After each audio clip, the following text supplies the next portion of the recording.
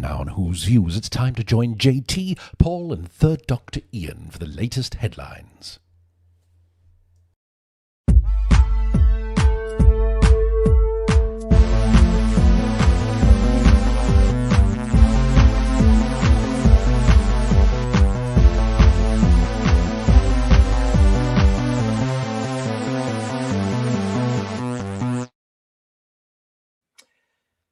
Hello, Who viewers. Here we are again. How are you? Great to see you back here for your big show on Sunday, the 25th of January, 2026. It's 8 o'clock in the evening here in the UK. How the devil are you?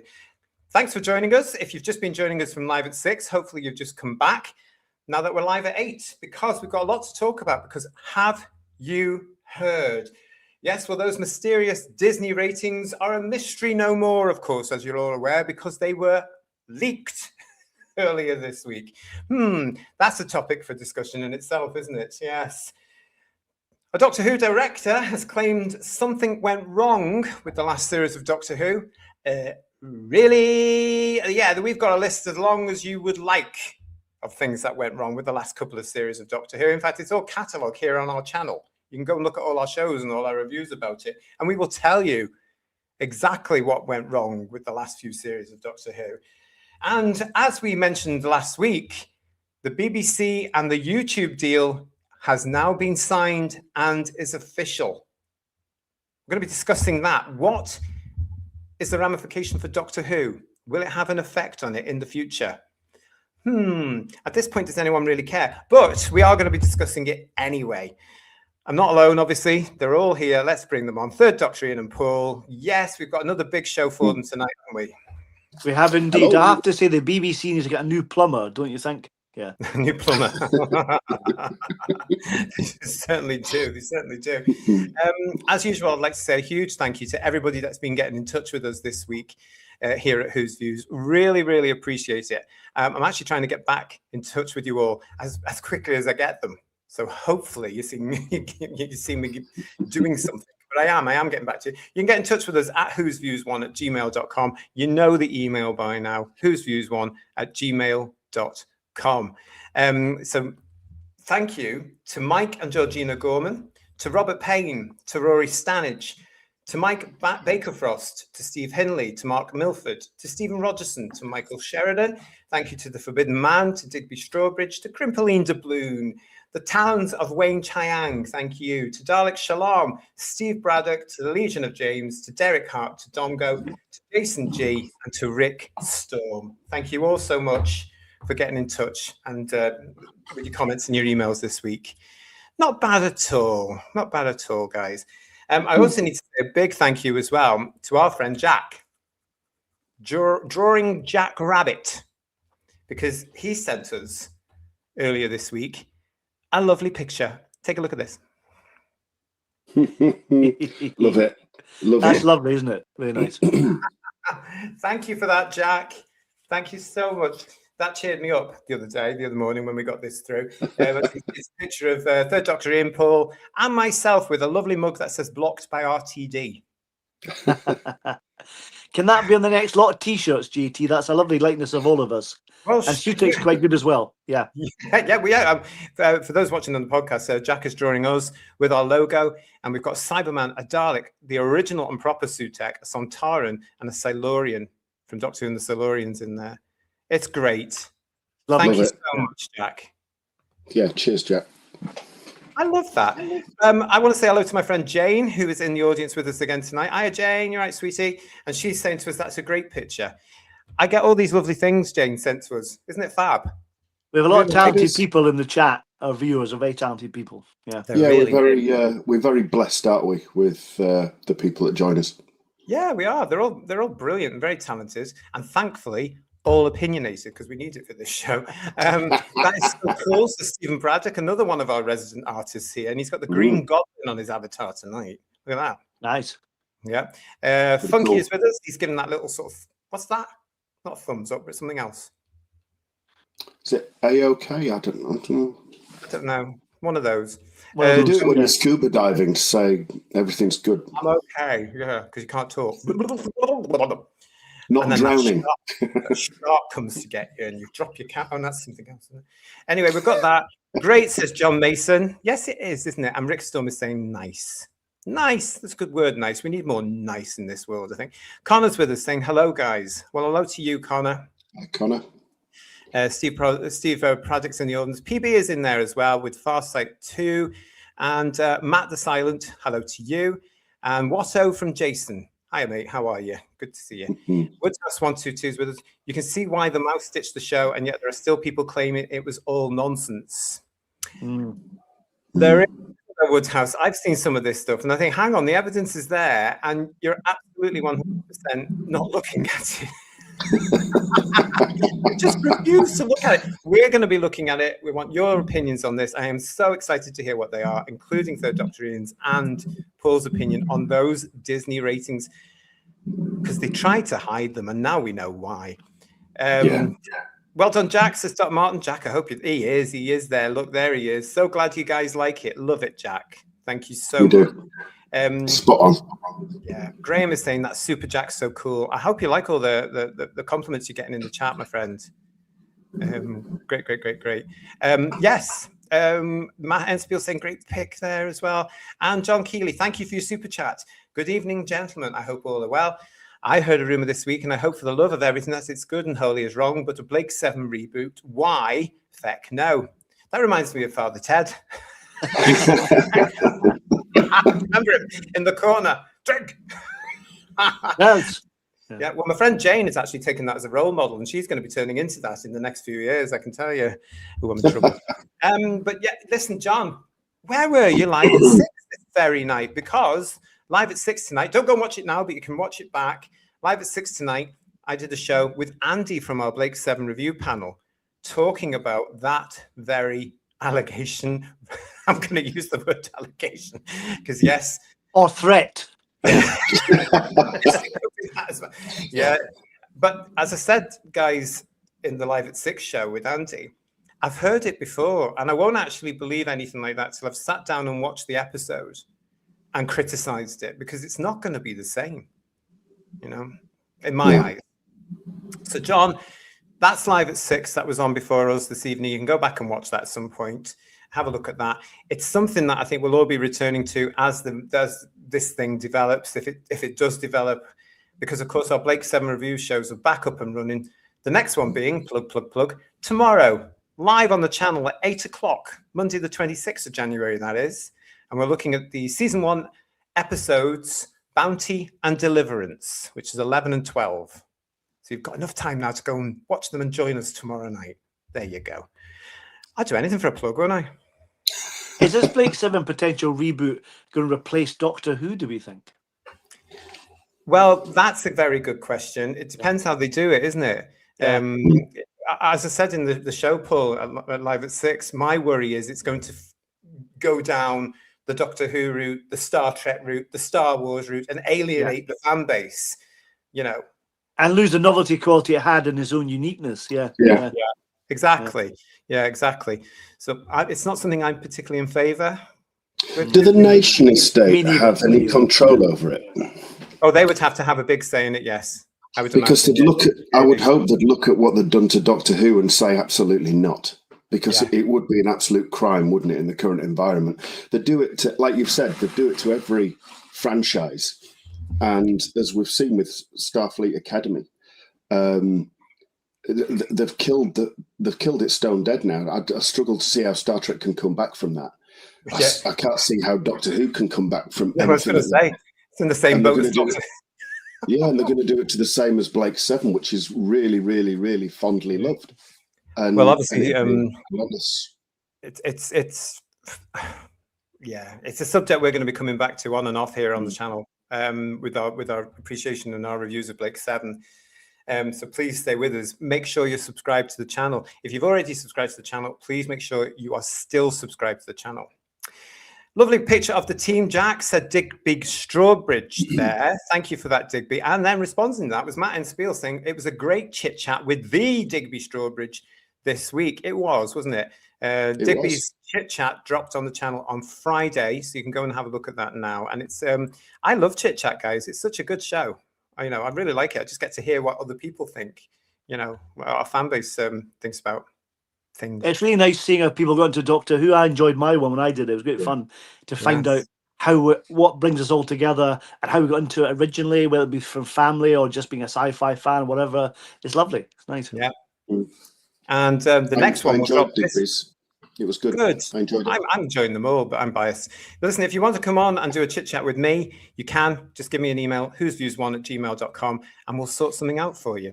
Right. I want to crack on. Now, you mentioned, Third Doctor, Ian, that you mentioned Star Trek Starfleet Academy. So that's immediately 10 points off for you. But you mentioned that.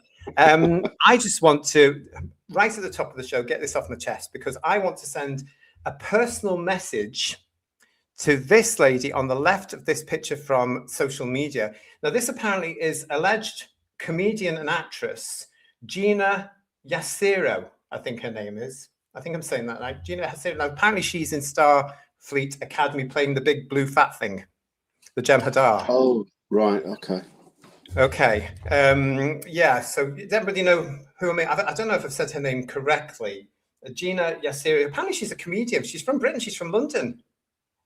God. Yeah, I've seen her in a few things like Mock the Week and stuff like that. That kind of thing. Have you?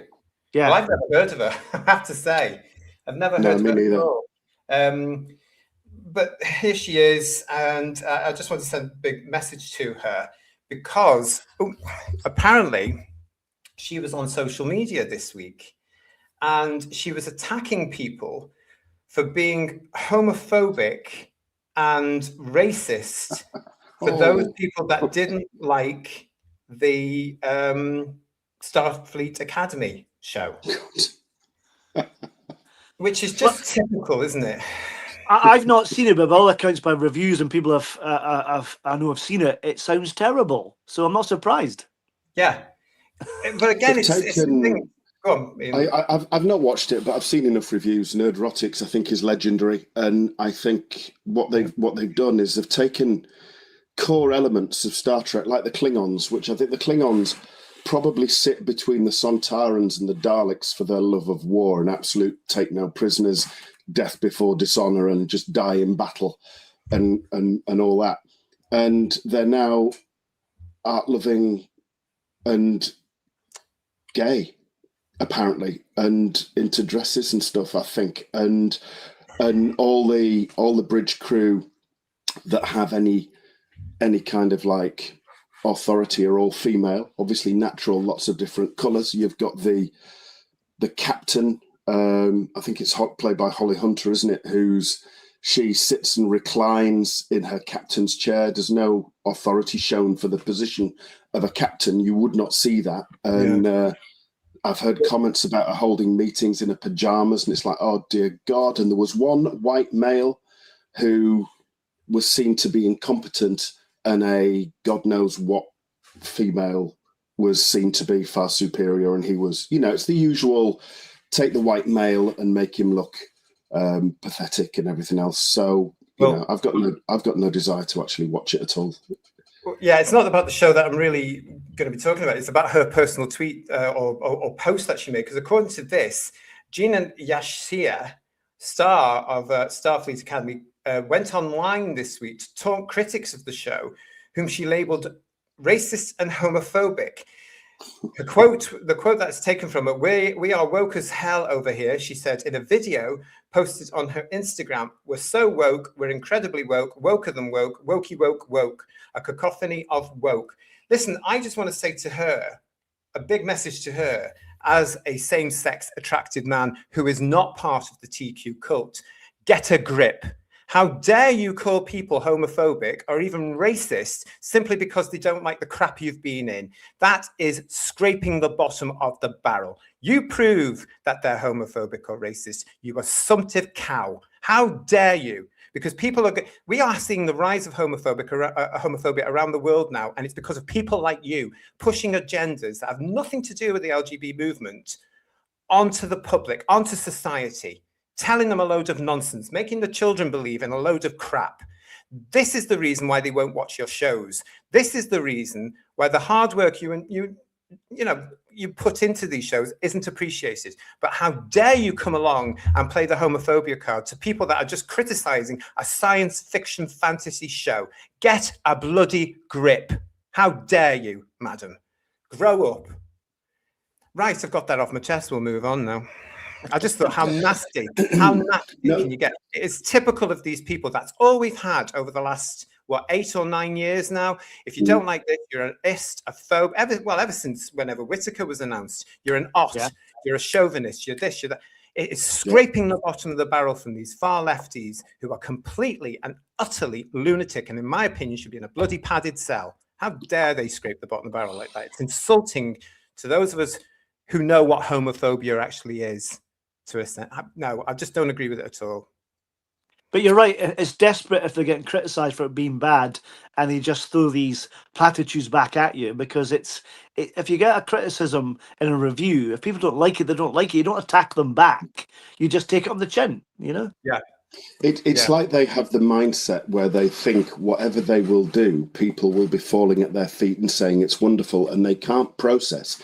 And we know it's because they're spineless bedwetters, but they can't process when anybody doesn't have that view that they hold. They can't cope with debate. They can't cope with an opposite opinion. These are the be nice brigade, remember? And as soon as they see something that doesn't agree with them, they attack. And they go down that nasty route. Everything they claim to stand against is everything that they do. But ultimately, I don't suppose it'll be long before somebody's coming out and saying, for every Star Trek fan that leaves, another 5 will join. And we know how that goes, don't we? Yes, and we've had that several times, haven't we? The last time we heard that was from that bloody awful drag queen whose name I can't remember now. Never mind, Jerick. Yes, that's the one. But he came along, didn't he, and did that awful Devil's Board. And remember, the pre-publicity for that was, or after, for every alleged, in inverted commas, hater of Doctor Who that leaves, or all the fans that leave, 5 will replace that one person. Well, that didn't work, and it never does. What a lie. And this shows how utterly judgmental they are. Because as you're saying, Ian, as I've said before, these people that throw these allegations are exactly what they say others are. They are beautiful examples of that. Horrible, judgmental people. Yuck. Anyway, there we go. Mary Old Soul Gigglesmith is saying, woke seems to mean a 6-year-old girl throwing tantrum. That's also the level of the writing in Western entertainment. I think, as I've said before, though, I think woke is now an outdated term. I think we need to, that's why I say far left, because there isn't the whole woke thing has been stretched for its meaning, and they're taking part of the original meaning of the word and infesting it with their own poison. So it doesn't mean what she seems to think it means now. And I'm just going to say to her, your show is a flop. Get on with it. Deal with it. You got a 2-season contract. Good for you. Take the money and run, but shut your mouth and stop accusing fandom and fans of being things they aren't. Science fiction, before you lot came along and poisoned it, was the most tolerant, welcoming, and inclusive geekdom, nerdom you could possibly get. And then you lot came in and ruined it because you judged. You thought it was just full of white heterosexual men. And it wasn't. And you've alienated the gay men, the lesbians, the bisexuals, the people of color, people from all over the world. They switched off because they went, no, we don't want to hear about this. We don't want to hear about representation. We don't want to hear about queer issues. We don't want to hear about that. We want sci-fi. You've got no clue what you're talking about, lady. So shut up. Thank you very much for all this in the chat. Okay. When I saw that, though, I got annoyed. So I had to say something here on headlines. Legion of James is with us. How are you, mate? Yet more insulated idiots who have never experienced real homophobia or actual real prejudice in their lives. No understanding for what jibe through fighting for the rights they take for granted. Yeah, but you know yourself, Legion of James, what they've done is they've also taken the rights that same-sex attractive men and women achieved in the 60s, 70s, 80s and handed them to a group of heterosexuals who are now called transgenders who weren't even there and never supported us. They've rewritten our history, haven't they, mate? So they haven't a clue what they're talking about, I said. We've got a lot of people here now. Let's go through this. Craig Dunlop, totally agree, JT. Sadly, this happens in everything these days. I know, but at some point, we've got to stop it. Mr. Brown Alliance, good to see you. with aptly Mr. Spock in your avatar. Yes, no one gives a shite apart from these idiots. Absolutely. We've also got there Margie. Hi, Margie. Well said, JT. The show is terrible. I gave it a chance and couldn't finish episode 1. I'm not even going to give it a chance, to be honest. Don't care. Digby's given us a super chat. Thank you, Digby. These thin-skinned entertainers never seem to fizzing learn. They stir this hostility up against viewers and the fans because they can't stand by what they have made. Exactly. And what does it do? More of them turn off. So what's the point? And bearing in mind as well, guys, as I said last week, Star Trek Starfleet Academy has cost up to $10 million allegedly every episode. Mm. That's a lot of money. You know, a shocking amount of money, isn't it? Can you imagine? Unbelievable. That, you know, that's what the new producers of this thing, Blake 7, if it's coming along, should actually be crapping themselves over, because you're not going to get that much money for Blake 7, are you? Let's be honest. You won't even get that for Doctor Who, to be honest. And Hugh Janus, thank you for your super chat. Nobody mentioned race or gaze, just the shitiness of the show. You're quite right, Hugh Janus. You're absolutely right. The people that criticised it were fans, worn down like we are in Doctor Who, like the Star Wars fans are, because all it is agenda. And that's Kurtzman for you over there, RTD for you over here, and Kathleen Kennedy for you over in Star Wars, but she's gone. Let's just hope they replace her with something absolutely brilliant. Woodhouse123 is correctly saying and reminding me that all this rubbish started with the Ghostbusters 2016 reboot, when the cast used the existing and racist card to cover the fact that the movie was awful. Yeah, they did the same thing there. Yeah. They did the same thing there. And look where that, nobody remembers 2016. And actually, it was rebooted, wasn't it, again, when they brought it back, Ghostbusters back. No mention of that one. And it went back to the original guys and a family, didn't it? Yeah. Oh, yes. Doc Martin's reminded me it was Stink Monsoon. Of course, that was in Doctor Who. Thank you very much. You're absolutely right. So thank you very much for that, everybody. And thank you for listening to me. But I had to get that off my chest because I just thought, here's another one attacking fans. Not the way to go about it at all. Who's this? This is Mayor Rizzo, 28. Hello. Nice to see you. It's still Disney, so it'll be the same awfulness. They're obviously talking about something in the chat there. Because Star Trek's Paramount, isn't it? Star Trek Paramount, yes, exactly. Okay, so yes. And this is a private account. Hello, this is a private account. I'm intrigued. Here. Oh, well, thank you very much. Thank you.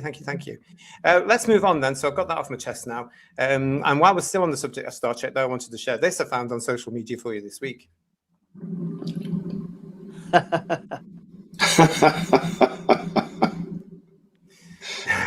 The podcast. It's a picture I found on X of Lieutenant Uhura on the Starship Enterprise bridge. We're being hailed captain, but it sounds like gibberish. And then on the Enterprise bridge screen comes our Prime Minister, Keir Starmer. Not for long, hopefully. It's depressing to think that we might have 3 years more of him and his ridiculous party. But anyway, let's move on. Fandom, as I've just been touching on there, it is so important. And this is what people don't understand. I personally, as I mentioned there, think that all these people that are now producing our beloved franchises just thought that, science fiction equals heterosexual white men, and they need told. Because it seems that's all we've had since around about 2016 with the Ghostbusters remake that was mentioned there. Am I wrong? That's down to you to decide, but that's how I look at this, because I think they judged. And instead of actually, guys, inviting people in, they shed millions. We know that's true, don't we? Yeah. But what could possibly, I hear you cry, and I certainly hear the third Doctor Ian and Paul cry, what could possibly wrong with Doctor Who? And where's it gone wrong?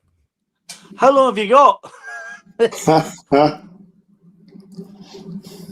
Well, this is one of the reasons it's gone wrong. Obviously, this absolute obsession that the BBC has with bloody drag queens.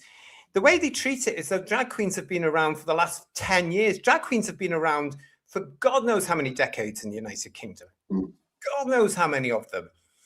And here we are again. This again is Tia Coffey, who was reeled out twice this week from BBC Studios on the Doctor Who social media plants. On the left-hand side, you can see him dressed up as a version of William Hartnell's Doctor. I can hear him rolling in his grave right now over this.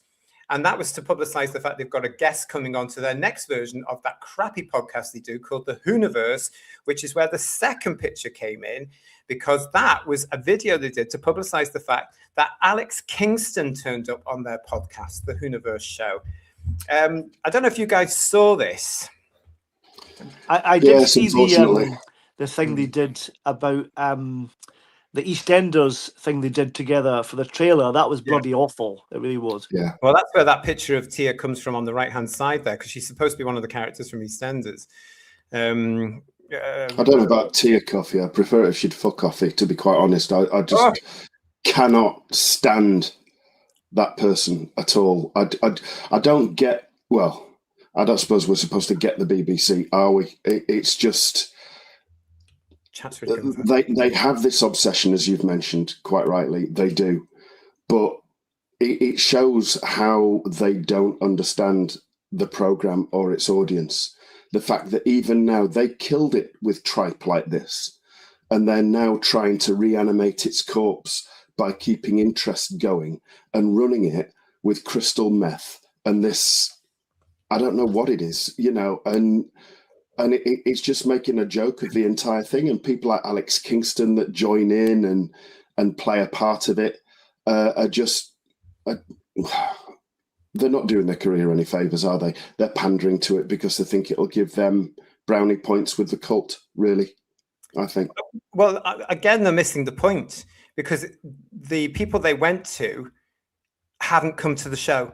And those that have are a minority of very confused young people that have been brainwashed to. We've got a Thistle podcast joining us here. Thistle podcast. Never watched that podcast, he said. I wouldn't bother. I haven't either, but I'm not into Doctor Who that much at all at the moment. But happy Burns Night to you. Happy Burns Night. And to anybody else watching in Scotland, happy Burns Night. It is the 25th of January, so it's Burns Night here. So happy Burns Night to you if you're in Scotland, and to you, Thistle podcasts. Legion of James saying to us here as well, 2 pictures that sums up perfectly why Doctor Who failed. Julianne wants to know, what the hell was that? Digby said, what the is this a Stanley Baxter tribute act? Exactly. Yeah, exactly. Why do the BBC approved drag men look so gormless, said Robert Payne? Because they are. They absolutely are. And Tony Graydon is saying to us, I miss Lily Savage. Paul O'Grady hated the Drag Race show and anything that was churned out of it, or any of the turns, the acts, whatever you want to call them, that was churned out of it. He would be having a fit if he was around today. He'd be off somewhere kicking off about them. He hated that show. He really did. Because he knew what drag was, proper drag. He knew what it was. Doc Martin's asking, are we allowed to criticize this in case we called an ist? You absolutely are allowed to criticize it. What, a dragist? Is that what it is? Is it? Dragist, yeah. Legion of James is also saying the Hooniverse. Yeah. Interesting to see, because we're not hearing much about that now. Have they got rid of that sort of style of attempt? Can they do it without the injection of a lot of money from Disney or a partner? Can they really do that? Because nobody cared, did they? Well, they've got the TARDIS set still, so they can film on that and do lots of episodes aboard the TARDIS, can't they? So that's it. That's all they can do. There's only so long they can keep that set standing, taking up studio space without making money. They can't do that forever. Yeah. Funky is saying to us, I refuse to watch anything of the Hooniverse show. I just want to know again, the audience. I mean, it's obvious to me that they're trying to get, again, desperately trying to get a young audience, but not all young people are into things like men dragging up. Why can't they just do a proper interview show? Why does the BBC have this obsession with drag queens? I'm going to continue answering it until they tell me, because they won't. I've written to them. I've got in touch with people. We've said on this show, they just won't get in touch. They won't tell us why they are obsessed with drag queens. I personally think it's all down to the fact that allegedly that old Crone's Drag Race show is popular. So I think they seem to think, oh, well, that's got the audience we want for getting the license fee paid in the future. So if we target them, they'll come on board with everything else we're doing. If we include a drag queen in things, and they'll watch those things, and then they'll pay for the license fee. So it's drag queen representation. How many drag queens do you think there are? Too many, quite frankly. Are there 10 million drag queens you don't know about? What's going on? Well, the problem is as well is because of that old Crone's show, we now know that young people are treating it as some sort of kids show, and they're growing up saying, I want to be a drag queen, which misses the whole point completely, you know. And that actually, this is where some of the confusion, Paul, comes from as well for these young people who start to think, some boys will start to think that they're women because all they're doing is painting themselves up and dragging themselves up as women, whereas British drag is not American drag. British drag was always very, very, very obviously a bloke in high heels, false boobs, and a wig. Yeah, that was the joke. Yeah, it's like panto dame, isn't it? Similar kind of thing. Yeah, isn't it it? is. It's like pantomime, isn't it? But I mean, Danny LaRue, as mentioned there, was, you know, I remember Danny LaRue from growing up and would always make the audience laugh. You know, I think he was an entertainer, wasn't he, Danny LaRue? Danny was, well, firstly, I'm going to tell you again, he wasn't a drag queen. He was a female impersonator, as I know, as I'm really feeling right now, because he clouted me when I said he was a drag queen. But no, and that's also, when you could do that to people, wasn't it? Yeah, I know, in the middle of a room full of people. You know, but also, Danny had this wonderful thing, which was very much of his time. Every time he came on stage, before the, you know, in the full outfit, the feathers, the lot, looking fabulous, he'd go, "Watch your mates," wink. Do you know what I mean? So you knew straight away this is a fella. And he did that deliberately because he didn't want to be, you know, well, he didn't want to create too much of drama around the fact that he was doing this. There's a movie he made, isn't there? That I think it was made in the mid-70s, I think, set in Second World War. And he plays this army officer who has to get into drag to avoid the Germans. And so he's playing a man, then he's playing a woman in it. And it's interesting seeing him do that dual role, which he didn't often do, you know? I've seen that once before, but it's something again because I don't know if they'd show it now. It was on Talking Pictures TV, my favourite channel. Oh, is it? There a few months ago, yeah. So, next time it's on and you see it, please let me know.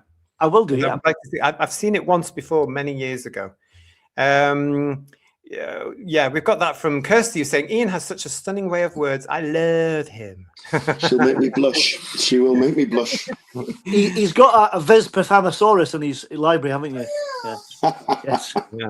Yeah. Well, the whole thing about Roger Nelly.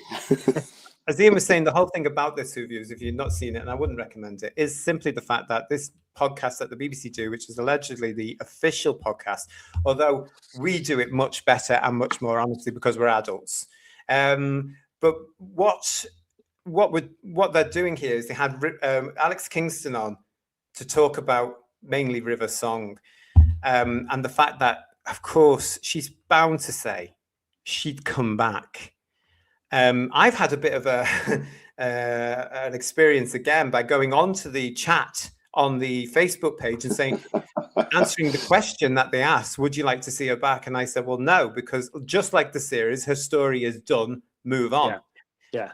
It's amazing how many people just won't let things go. Like you said before, I quite liked her initially, but she became really irritating. And any chance Stephen Moffat got, they'd just slag off the Doctor, and that wasn't what I wanted to see, you know? But yeah. And it was always overtly sexual conversation, wasn't it? Yeah, and again, that showed that Moffat really didn't have a bloody clue about what Doctor Who was about either. It was always overtly sexual, or, as you've said, make the lead character look like an absolute plump. And what was the point? Why bother? And you don't want to see her coming back. I mean, what is she? She's like the character version of chlamydia. You know, she never goes away, always comes back, giving that bloody itch that you know. Not. I think that's what I say. I don't know. I think part of that was simply because River Song was a creation of Stephen Moffat, who, of course, as we all know, took over the show. But he would have received a payment each time that character was used. But I was imagine him and his fans would say, no, it was part of a character arc, it was part of a story. I just thought overused, dull, dull. And a very to smug explain it- character as well, wasn't she? Yeah, very smug. Yeah. But tying in what Ian said there again, I also think there was this element of getting at the white heterosexual males that they assume are all watching the show, not realizing that lots of people were watching the show. This is what really annoys me about where we are with Doctor Who and Star Trek and all science fiction stuff at the moment. It's now not as inclusive as it was 30 years ago. It's now exclusive. We're always being told, oh, it's not for you. It wasn't made for you. Oh, you can't watch it. That's not what it was. I hate all that. I can't stand that nonsense. You know what, JT? I mean, I know for a fact, because I was there, that 1983, Longleat, that wasn't just spotty white men or teenagers at that event over that. Maybe Easter 95% were. No, there was a good proportion of females at Longleat in 1983, and I can say the same was true of the. They weren't all mothers. Yeah, and the same was true of the Panopticon event in London in 1986 that I was at. And it was a pretty good mix, actually. So I don't know where they've got this idea from, unless it was the predominantly smart ass thinking they were cleverer than they were group that occupied the tavern in London, where they all came from. That was probably exclusively male, exclusively white, and they assumed that fandom was like that as well, and they were wrong. It's probably because that's what they saw, but I think there were other assumptions there as well. The whole thing when they cast a female as the Doctor, which, as you'll all know, I didn't want it in 1981, I didn't want it in 2017, and I don't want it ever again now. It's been proved to be a flop. It didn't work. But that whole thing about that, shattering the ceiling and stuff like that, there was an assumption. And certain people have come into the fandom saying, we're just going to piss them off, basically. We're just going to shake things up a little bit here. When it didn't need to be. Really didn't need to be. And yet these people are alleged fans of the thing that they've come in to destroy. Lady Knightsbridge is with us. Hello, Lady Knightsbridge. I'm going to go to the chat just for a couple of minutes, guys. We've got a lot of chat. Lady Knightsbridge, hiya. Nice to see you. I applied to be the new Doctor Who showrunner. I said I want to wreck canon, insult loyal fans, and decimate the viewing figures. They said, we're sorry, we've already got someone like that. That positions have been filled. Yeah. Thank you, Lady Knightsbridge. Hope you're well, darling. We've also got here Mark Greaves for a super chat. Ooh, JT, you are awful, but I like you. Thank you so much. Thank you so much. With a little bit of a Dick Emery there. Classic British comedy. Digby's asking, how is it people would lose their reason if someone put on blackface, but this form of cosplaying, i.e. drag, is okay? To be honest, Digby, to some people, it never was. And by that, it mainly came from women. A lot of women were very against drag, even 30, 40 years ago. Feminists, they would call them, I suppose. But I always understood their point. The fact But you get drag kings as well, which is the female equivalent, isn't it? Them dressing up as men, isn't it? Yeah. Camp 1970 lives is saying drag queens have always made me feel uncomfortable, to be honest. I used to know when I worked in a bar in London all these years ago, there was obviously drag coming in because it was what was then known as a gay bar. You're not allowed them anymore. And we would have drag coming in several times a week. And one of my colleagues, a lovely guy called Mike, he was terrified of the drag queens. There was just something about it. He said, it's like having a bloody clown around you. He couldn't sit when they were out of drag upstairs or afterwards, or he would see them absolutely fine. But when they were, he was absolutely terrified of things. So yeah, Camp 1970 lives. I'm sure you're not alone. And if Mike ever sees this, I hope you're happy. I hope you're well. It's been a long time. Lovely lad, lovely lad. Derek is saying to us, sadly, I watched half of it. That's the show, the podcast. And can the BBC, the BBC must be scraping the barrow to get presenters for that show, i.e. someone cheap and desperate. Exactly. I wonder if they're testing the water with YouTube with that, because this podcasting is only on YouTube, isn't it? So it's not, you can't get it on any other channel, can you? Don't think. I was going to come up to that later on in the show. You can see actually that this show is always planned for viewers. No, it's great because I can say stay with us because we're going to be talking about the YouTube and the BBC deal, which we spoke about last week. It was confirmed this week.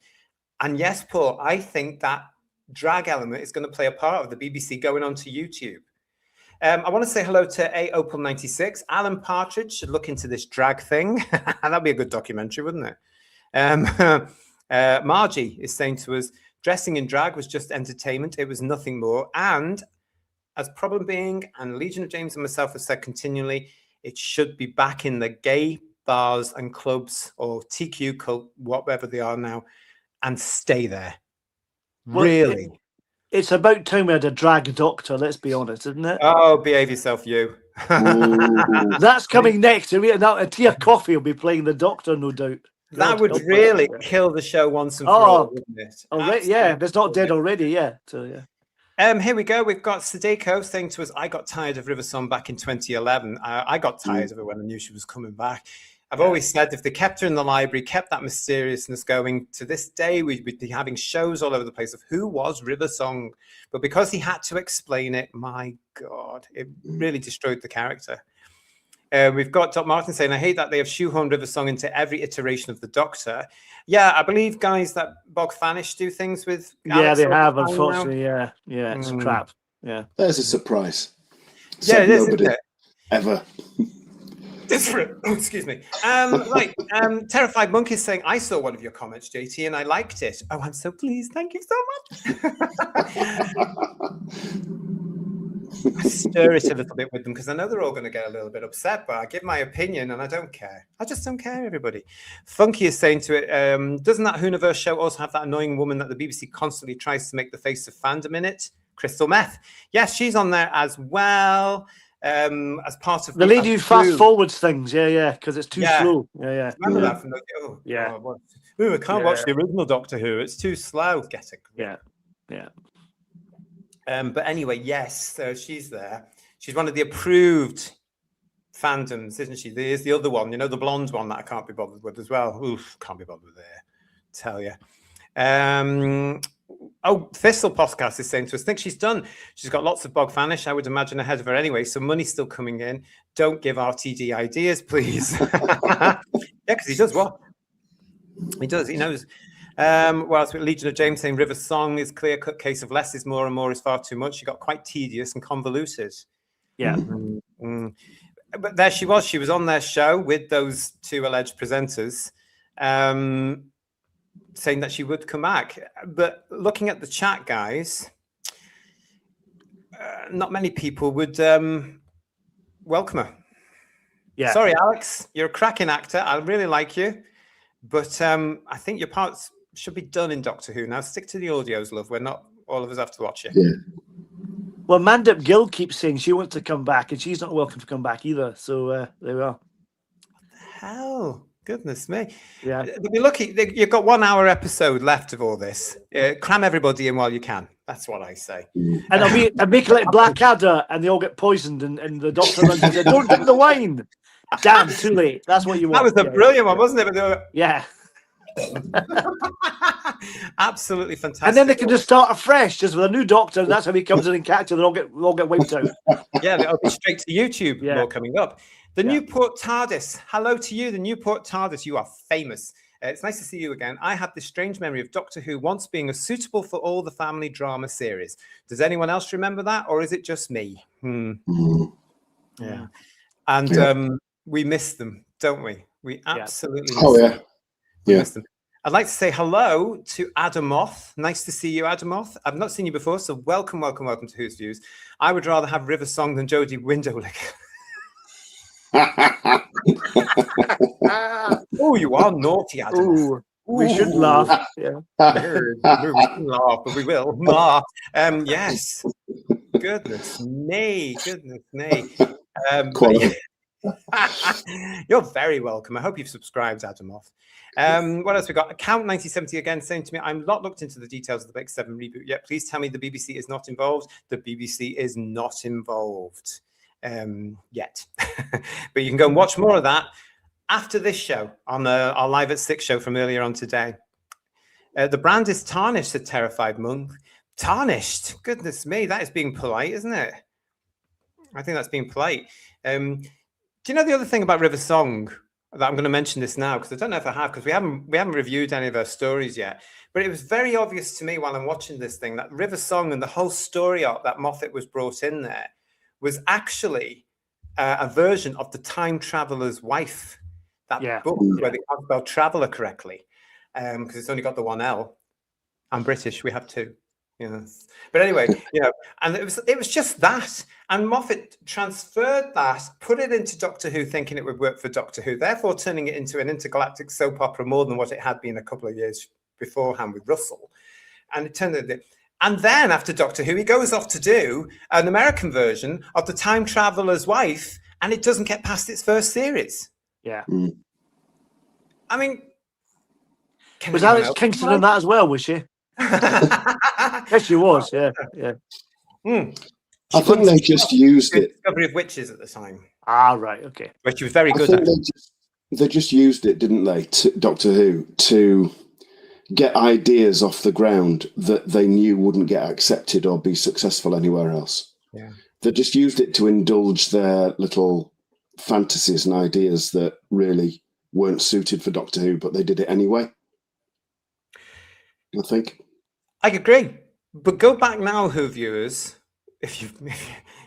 well, I don't want to put that on you, but remember the River Song arc. It's exactly the same one as The Time Traveler's Wife, except this time around, it's River Song on the Doctor, The Time Traveler's Wife. Because I'd read that book when it came out, because I was doing a paid review of it for some magazine. And I got sent it and I read it. And then the next thing I know, I'm watching it on Doctor Who. It just didn't make any sense. Didn't make sense. Oh, for when we come to review those stories, stand by, get your helmets, I tell you. Matt the Silent's going to be with us. Whose views? Agree to disagree? Fine. Absolutely fine, Matt. I don't think it's a woman or a non-white as the Doctor. The problem might actually be how they are written. You're absolutely right. It is down to the fact it's written. But I will always say, as you know, Matt, and I'll always agree to disagree with you, the Doctor is not a woman. He was established through 26 years of superior time travel television that he's a male of his species. And the only reason they changed it was to hit the DEI quotient at the BBC and just tick a box on a clipboard. There was no reason to change the Doctor's gender. Nobody wanted it. The fan base wasn't asking for it. It just ticks the box. And you know what? I'm glad it slapped them in the face because it was a flop. I mean, they lost the catch of the Doctor as well, anyway, regardless of gender or race, because the Doctor's completely lost. I didn't see him in Jodie or in Ncuti, so where's the Doctor gone? You know, that's the part of the problem. Yeah. You know? And none of us have had a problem with anybody not white being the Doctor. Not white at all. No. You know, none of us have had that. We just want a male, good actor playing the Doctor. You know, he could be blue with pink spots as far as I'm concerned, as long as he can bloody play the Doctor. But you are right, Matt, and I'll agree with you. The writing has to be there. We have to have a writer that understands whom the Doctor is and how to write him. RTD has forgotten that because, as we all know, he turned him in Gatwa's time into a high-kicking, prancing ninny, which was not the Doctor. It was as far. And those were the good points as well, weren't they? As far removed from the Doctor as you could get. No one will ever be able to tell me that Gatwa's Doctor was William Hartnell. Yeah. Or Pat Troughton or John Pertwee or Tom. Well, you remember Marco Polo, he can't kowtow to Kubla Khan. He couldn't do that high kicking at all, not at his age, for sure. Yeah. And do you remember that time when John Pertwee had to face off against a drag queen? Do you know what I mean? Yeah. Classic. And Roger Delgado put on a dress, I remember that, yeah. Yeah, he was dressed for the occasion, that was it, yeah. Exactly, yeah. Marie, darling, thank you so much for your super chat. Smug is definitely how I would describe Moffat, starting with Sherlock, demanding the fans give him some peace and stop asking for more. I'd forgotten about that. He did, didn't he? I'd forgotten about that. That's why they took a year off Doctor Who as well, weren't they? Matt Smith went off and did other things, and then they lost Matt Smith. I'd forgotten about that, Marie. Thank you for that. Thank you for remembering. JT, I may be mistaken. Apologies if I am. I know we had a Mark Greaves super chat earlier where he said, "Oh, you are awful." Yes. But we also had one from him earlier as well. I don't think we read out, and it was in relation to the that actress, if you want to call her that, comedian, if you want to call her that. Oh, go on. What was it? I didn't get that one. And so thank you, Mark, for that as well. He said, "Hi guys, her character is supposed to be the physical education instructor, yet she's the size of an aircraft carrier." She's playing a PE instructor, is she? Oh, thank you for that, Mark. All I've seen is the picture. When I saw a Jem Hadar, I just thought, No. These people don't know the history. And apparently there's another alien that, in Star Trek Academy, Starfleet Academy. Oh, what's it called? Not the Chelonian, that's one of Gareth's. I'm getting my Doctor Who and Star Trek mixed up now. It's the one with one half white, one half black face. From that beautiful 60s the one played by episode. Frank Gorshin, and I can't remember the character's name. Yeah. But apparently there was only the two of them. I remember that episode well because it's repeated a lot in Britain. And, I remember that episode well. And there's only the two of them. And I'm sure the episode says there's only two of them. And then suddenly there's another one cropping up in this thing. Yeah. They haven't a clue what they're doing, these people that are in charge of our favorite shows. They are utterly insane. Oh my God, I don't know. And it was established that the Jem'Hadar did not have females of the species because they were genetically engineered. Yes, exactly. Gosh. On a happier note, Star Trek fans, this Wednesday here on the channel, 8 o'clock, we start our celebrations of proper Star Trek as it celebrates its 60th anniversary this year. We're going to be reviewing the motion picture. So why not go and grab your copy of the motion picture, whichever version you have of it, and come and join us live on Wednesday night as we chat about the motion picture, because sometimes I think I'm the only person in the world that likes it. I can't wait to say how brilliant it is.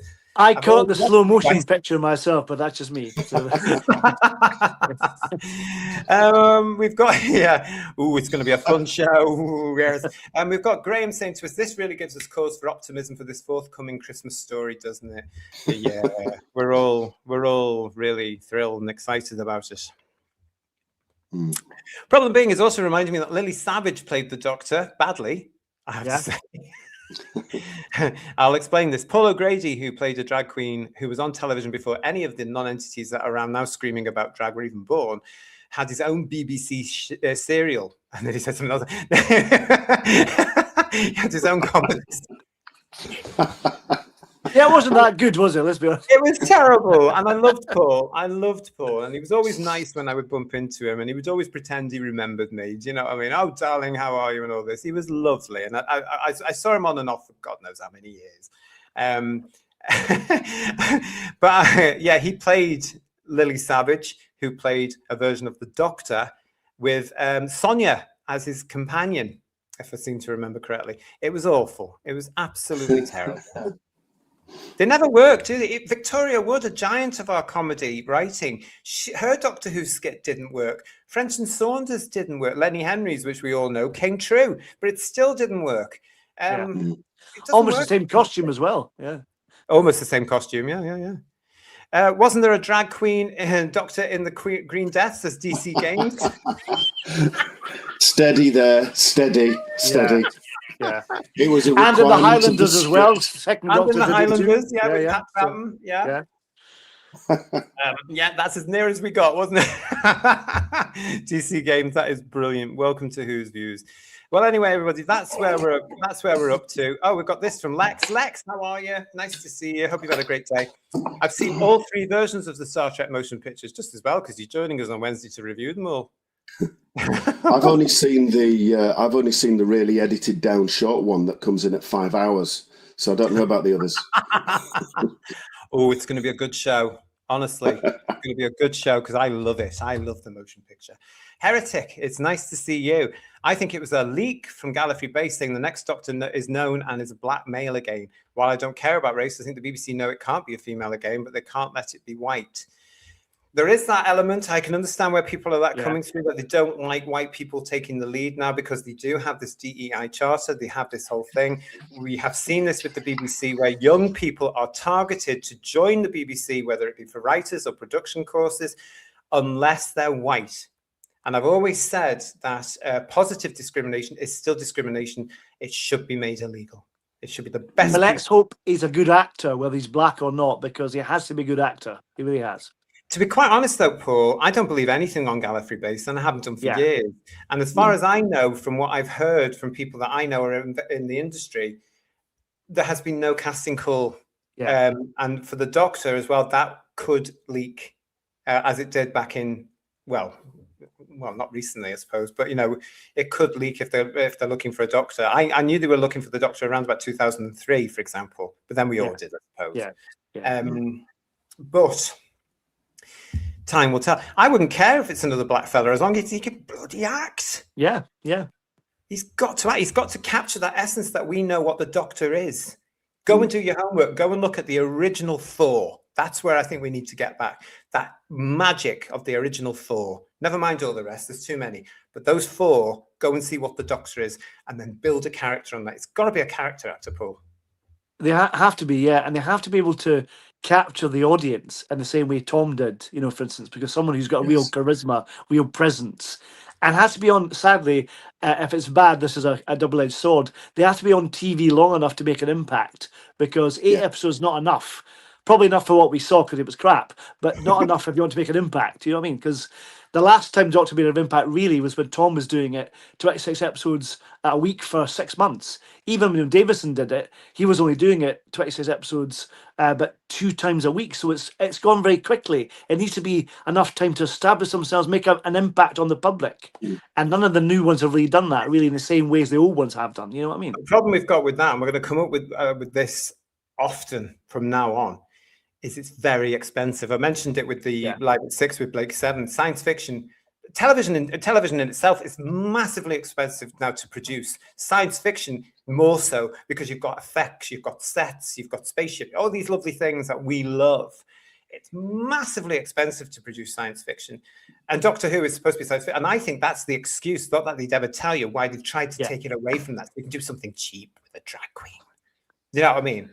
Because every time it's come back since I suppose since Capaldi, it's got less and less and less episodes every time it's come back. Yeah. He had 12 episodes, I think she had 10, and then he had 8 and so on, or 9. And it's just gone down and down. How am I going to get 2 episodes? Will that be it? If I get any at all? Well, one. 3 90-minute television movies a year. But you know, it's the other thing about that is they then tell us, well, this is the way the public wants it now. This is the way television is viewed now.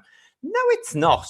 No, it's not. I'm going to be proving something else about that now. But I still say, if they did 13 good quality episodes, I reckon, possibly not right now, but I reckon people would watch it. Possibly not right now because it's lost all the goodwill in the United Kingdom. And from what the Disney figures look like, from around the world. This is the private account is saying to us here, this live chat and show is what Doctor Who was always about. People of all ages bonding over a shared love for the same thing. I'm glad we have this show. This private account, thank you. That means thank you very much. Very kind.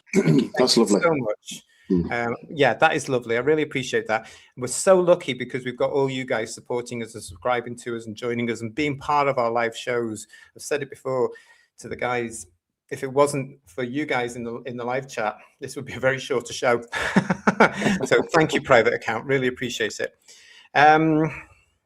A lot of you now talking about Star Trek: The Motion Picture. Fab.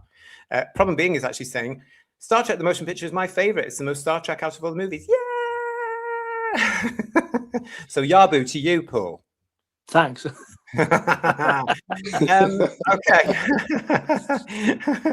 The other thing about it is, as Richard Brooks is saying to us here, die, DEI, die. It's awful, isn't it? When you now see a casting or somebody, or, you know, the fact that they've made us what they accuse us to be. I'm terrible at that now. I'll look at somebody when they announce who's written the novels, for example, for Doctor Who, and I'll look at it thinking, that's a DEI hire. Or, you know, if there's a case of somebody, when they've deliberately race swapped somebody in an Agatha Christie or whatever, you know, I will look at it and say, that's a DEI hire. And it takes away from the talent of the actor or the talent of the writer, you know, and I think that's a shame. That's where we're at now. People aren't taken on now, including in business world, the real world. They're not taking on necessarily for their ability to do something. It's because they tick a box. What have we done to ourselves? Absolutely ridiculous. And look where DEI's got us in this country, in the toilet. I don't understand, though, if you're going to take an IP like Agatha Christie or Doctor Who, whatever, and then you want to just change it all about and chuck everything out when you've got the original ideas there, the author's vision. You know what I mean? It's like, why are you changing all that? You know, it's like the Harry Potter TV show with all these suggested gender swaps and things like that. I mean, what's going on there? Who knows? Exactly, exactly. Paul Schlefter saying, I agree with you, JT. Make a really good series with a good Doctor and companion, no messaging, and I think you get the audience back. That's why I think, Paul, I agree with you. I think it does need that break, though, to break it from the crap we've had and relaunching it. And the BBC are intent on not letting us have it. because it's, we're only getting 11 months effectively this year of a break from It's not long now. Oh God. It's not, and we're going to be reporting on it Yeah. here on Headlines on Who's News, of course, because it starts soon. We're nearly into February. Richard is saying to us here, guys, they have made us sensitive to difference rather than, as we were, conscious of talent. Yeah. It's sad, isn't it? It's really sad. And Funky is saying they've even now race-swapped Man-at-Arms in the new He movie. I can live with that to an extent because it's Idris Elba, who I think is brilliant. Yeah. But I'll see how it goes because Tila's supposed to be his daughter, and she's white. So how are they explaining it? I don't know. We'll have to see it. I have to see it, but She was obviously adopted, wasn't she? That's how that was. But, must be that way. Yeah, that's a good way of putting it, Paul. But I'm very excited to see what Idris Elba is going to do as Man-at-Arms. And I have to say as well, I was absolutely delighted this week, guys, as well, to see fans happy for once, because I reckon the majority of the Masters of the Universe fans, who are huge, as we know, were wetting themselves over that trailer from MGM Amazon this week of the new Masters of the Universe film. I can't wait to see it. June the 5th, I will have my tickets. I'll be there that very night. I'll tell you, I can't wait for that film. If Amazon have been involved and it's positive, do you think that's potentially positive for the future of James Bond as well? No. No. Well, I thought I'd ask. Yeah. I don't think that. It depends on the creative team. I don't think Amazon would have anything to do with it apart from here's your money and maybe a little bit. But the main creative team, the main producers would be the ones that say, let's turn James Bond into a woman. James Bond is screwed and not in a good way. Yeah. So, not the way he always wants to. Yeah, exactly. Yeah. So, But anyway, actually, that does remind me, if I may say so, if you are a huge Masters of the Universe fan, please get in touch. whosviews1@gmail.com. Thank you very much.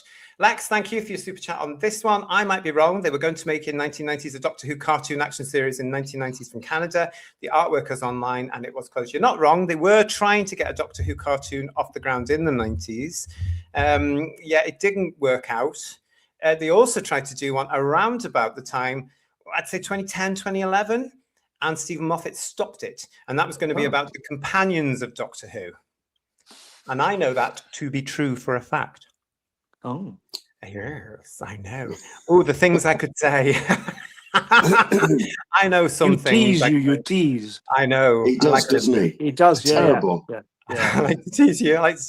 And Mark Greaves, thank you so much for your super chat. Hear me out, guys. Sean Bean is the Doctor in a strong Yorkshire accent calling the Daleks bastards. Sontarans, I tried them. No. So we'll move on. That'd work. Sean Bean's too old now. God love him. But the Yorkshire accent thing, that's all right. No, you've had that. We've had that already, Ian. Remember? Yeah. It's the flux. Yeah.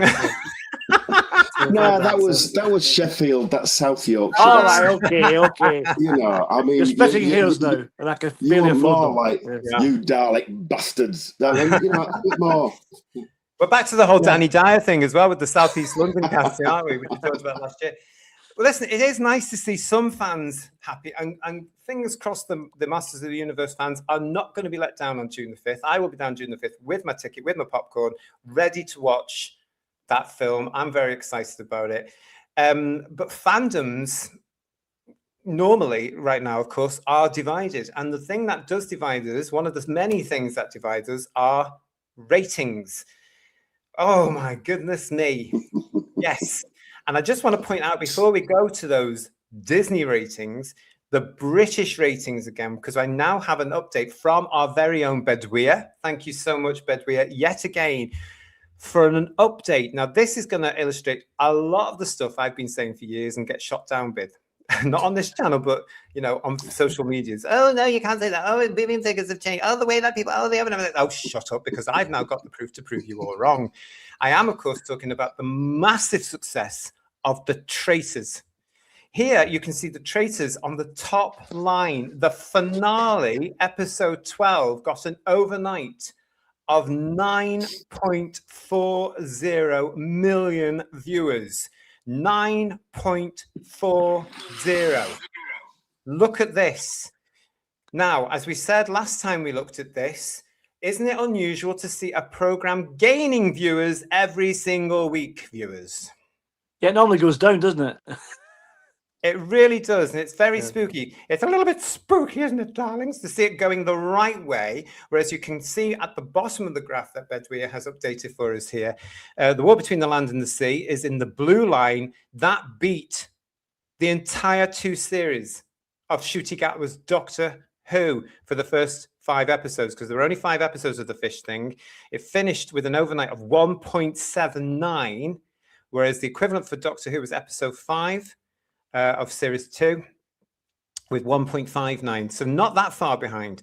But when you look at this, this proves, people, my point that if you put something on that the British public are invested in and will want to see, they will watch it in the night. This is on the night. This is the latest 9.40 to the Traitors overnight. How much do you bet the Christmas special will feature Claudia Winkleman in it or something to try and get audience in? That'll be it. Yeah. You're the second person to say that to me this week. Oh, really? Right.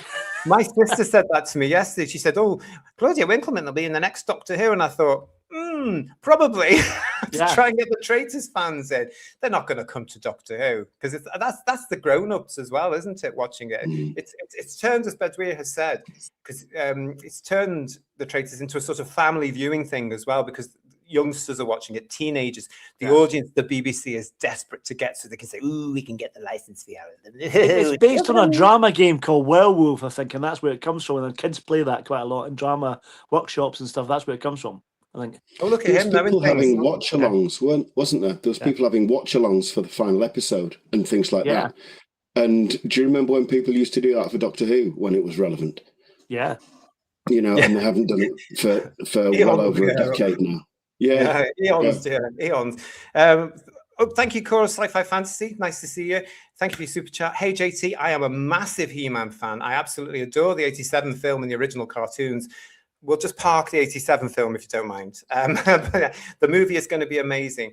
Great. Give me an email, whosnews1@gmail.com. And the same to my friend Legion of James. He-Man fan, you say? I still have all my figures. God, some of them are worth a fortune.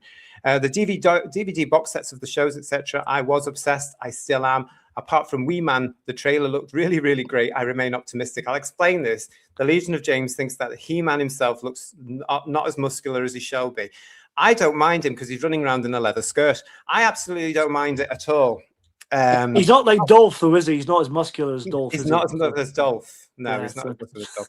Again, mate, give me an email, whosnews1@gmail.com. You know what we're going to do. You know why I'm asking. You know what I'm going to do. I want a big panel for the review for the Masters of the Universe. Because I just want to celebrate the fact that hopefully they've got it right. Anyway, so that's that. So I want to say congratulations to the Traitors again, and to also to Bedweer for this fantastic latest graph there, 9.40. Now, this ties us into how the BBC reacted. So remember, everybody, just remember, the viewing figures don't matter. The overnights don't matter unless you've got a massive big hit. From the bbc.co.uk, what a final and what a faithful audience. The Traitors finale averaged 9.4 million with a peak of 9.6 million and an audience share of 54.9%. This is the biggest overnight audience, I'll say that again, overnight audience across the market since the final episode of the Celebrity Traitors in November 2025, and makes it the most watched overnight audience, I'll say it again, overnight audience of the civilian version of the series ever. The dramatic conclusion to Series 4 of The Traitors, expertly produced by the brilliant team at, congratulations to Studio Lambert, Scotland, proved exactly why this grippingly unmissable game continues to surprise, entertain, and delight, with over 9 million faithful viewers watching the nail-biting finale so far, says Kalpana Patel Knight, going back to what I said before, guess what I've assumed, head of entertaining commissioning at the BBC. Only the BBC can bring the audiences all across the UK together for edge-of-the-seat entertainment like this that every generation can enjoy. That's where she's taking the piss, quite frankly, because that's not true. But there we go, guys. There it is. As I've said before, that's the evidence. When they have an overnight hit, they will celebrate it.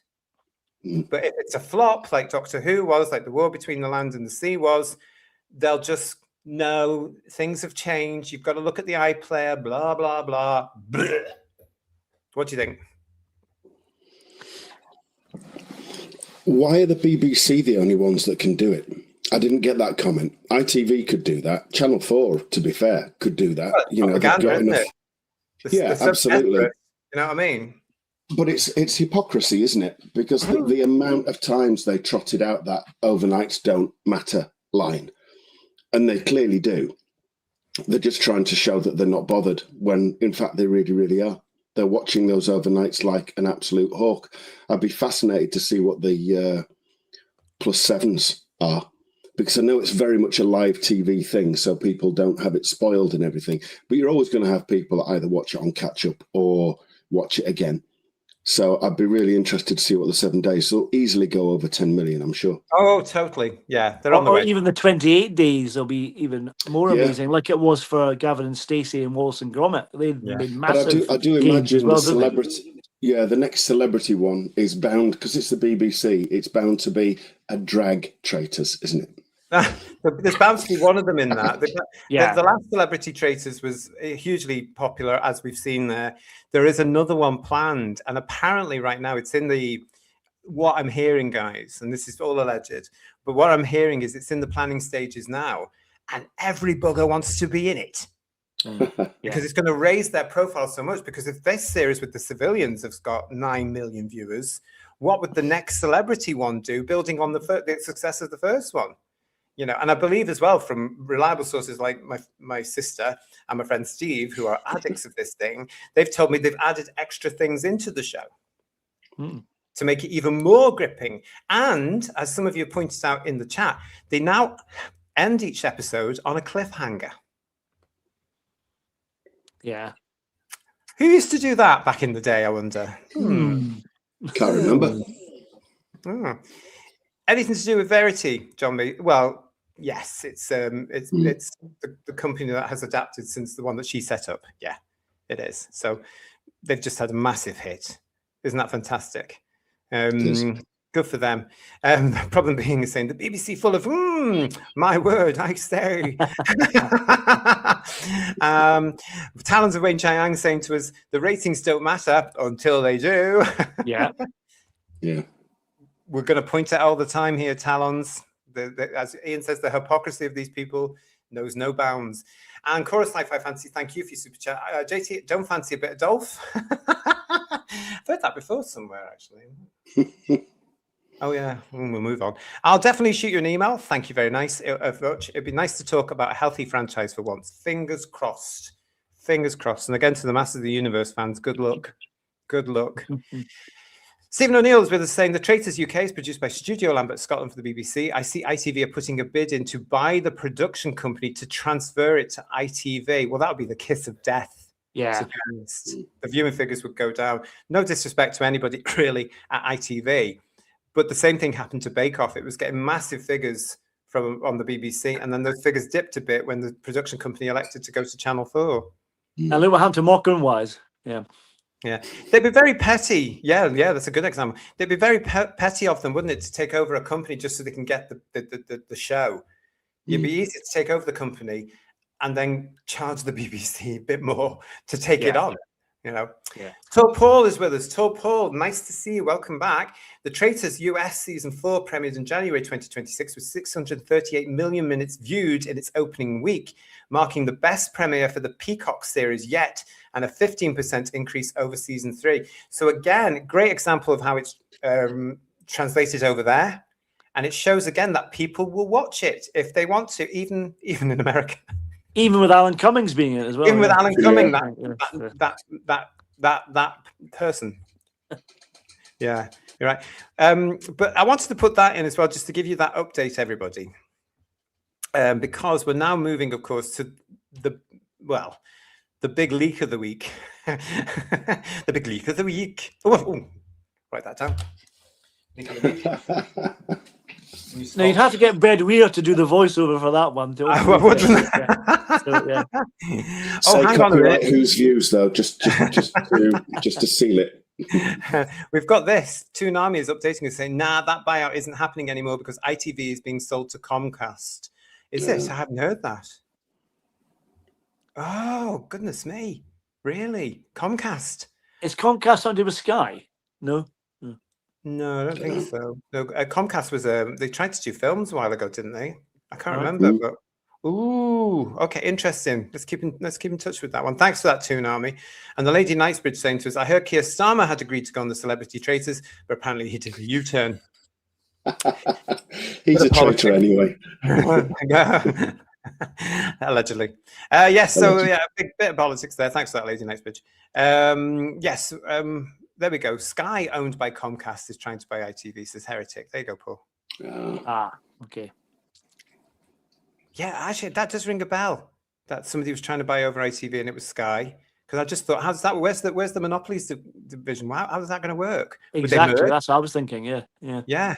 That would be. Oh God, it's a mess. Our industry is a mess. It's as simple as that. You can't get anything done now.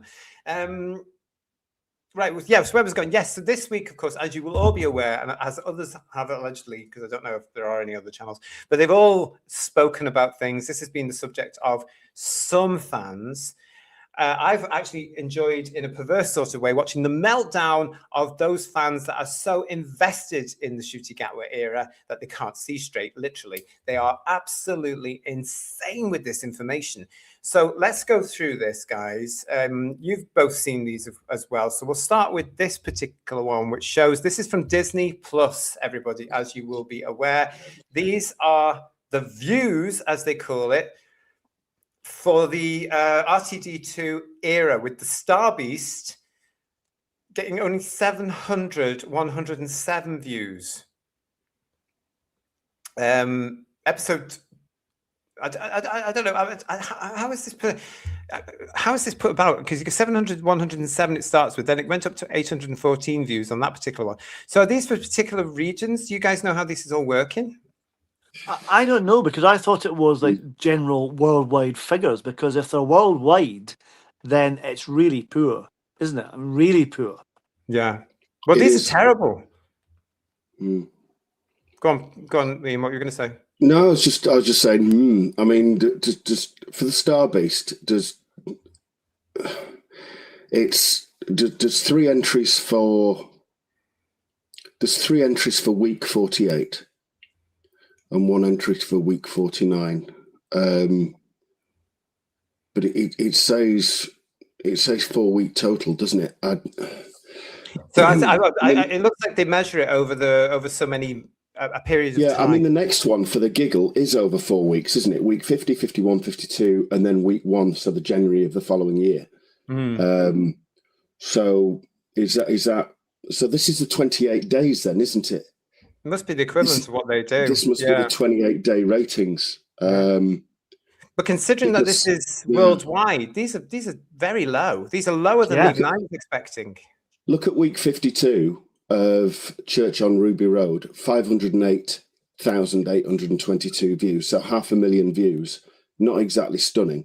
But look at week 3, 49,000. I mean, it's you always see this huge drop off, don't you, from the first to the fourth?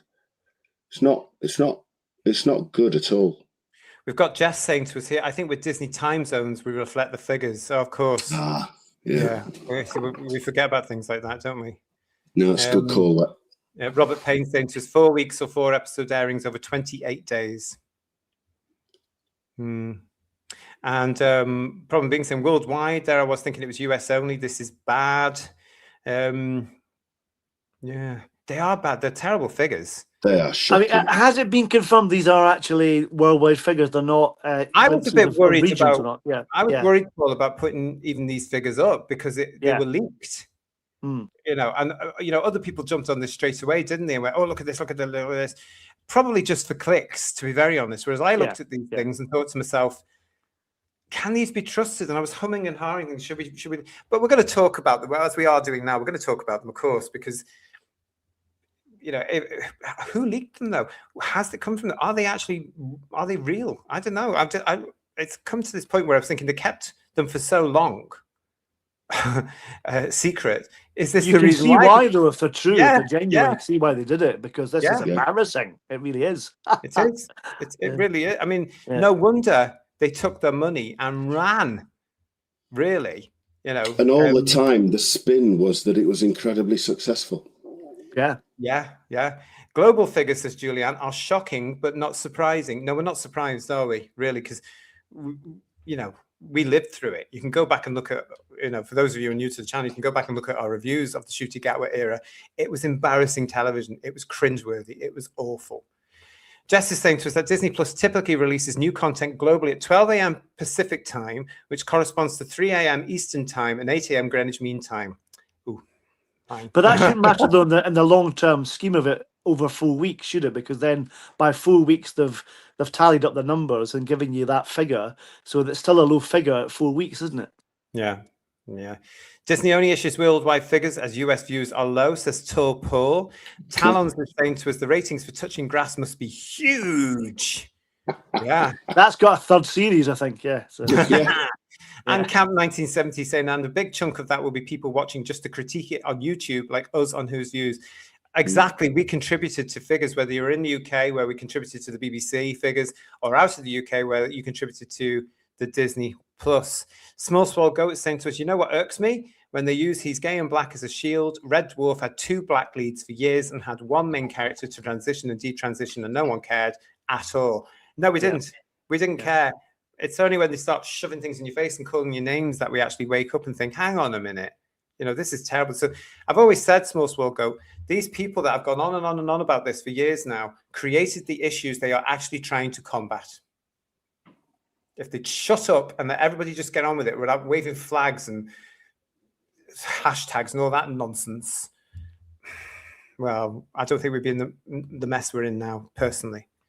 But this goes to show then, as a definition of the current Doctor Who or the last season, that we've been saying this all along. If it's not being watched by people, what's the reason? I would say it's not very good. Wouldn't you say? People don't like it. That would be the theory in that, wouldn't it? Yeah? No? No, absolutely. But we have this little thing called common sense. Yeah. Whereas the entertainment industry don't seem to have that. And instead of giving the show the rest it needs and having the shock of Disney walk away from them, BBC Studios aren't taking time to look at what went wrong because they know better.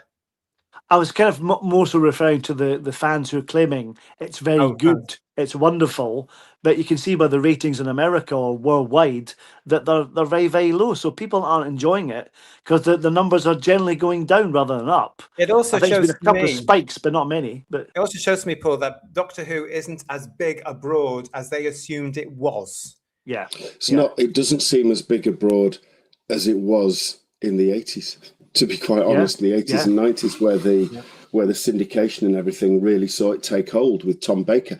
But I think the global figures actually marry up with the UK domestic figures, don't they? They were atrocious and they went downwards and they never recovered. And that's the global story as well. We've got that first one that we've got there. We've also got this one, of course, which is the same thing. For this is Boom, 73 yards, Dot and Ethel, Roge, and the Legend of Ruby Sunday. So this is the end of the first series. Again, look at this. It goes down to 55.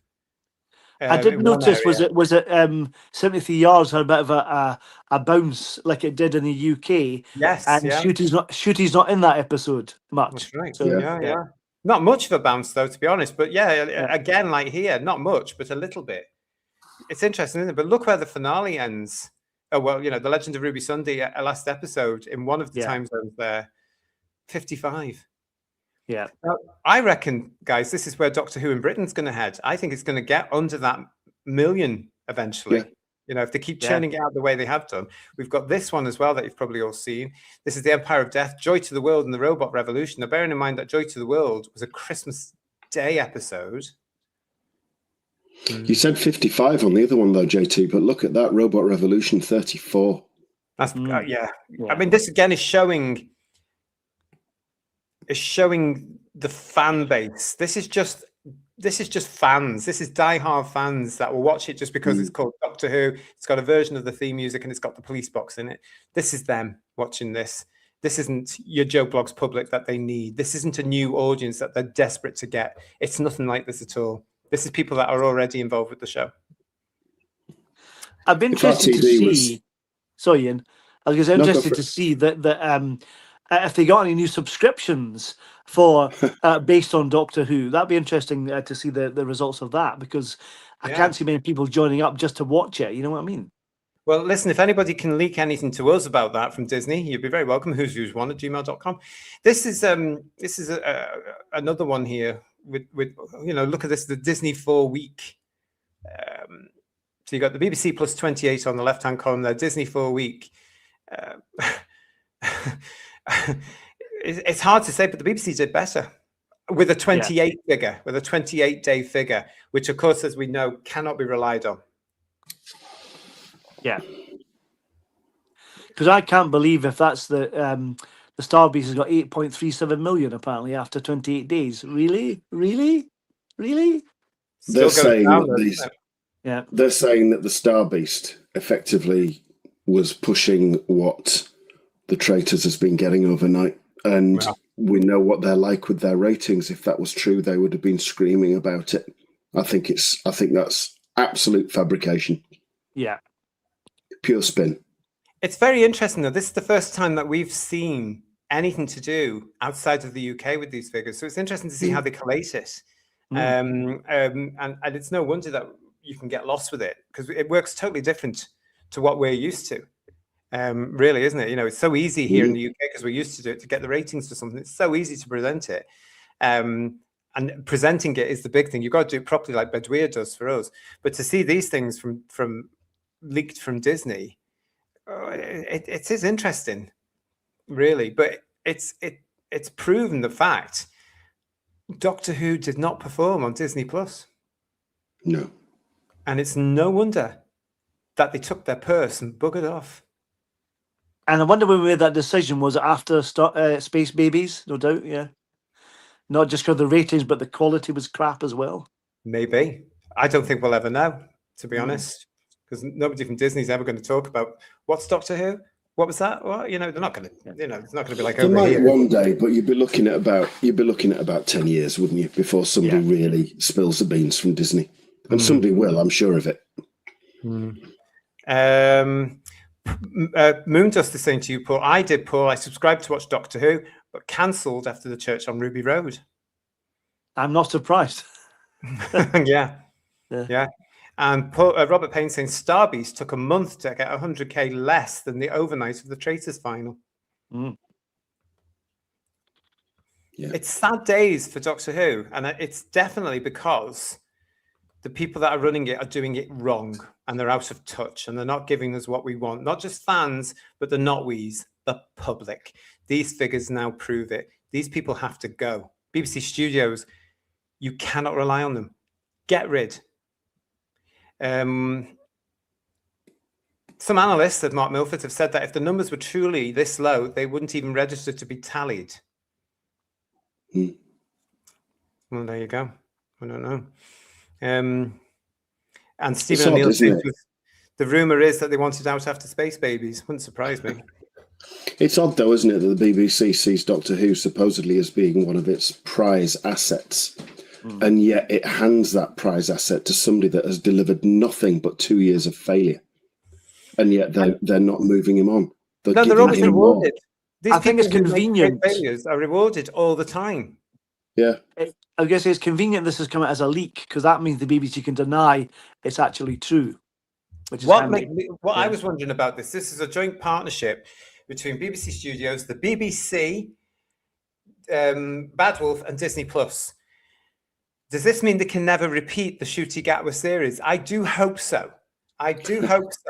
Because it's all tied up in that, that element of bureaucracy. Does this mean the BBC can never ever do that?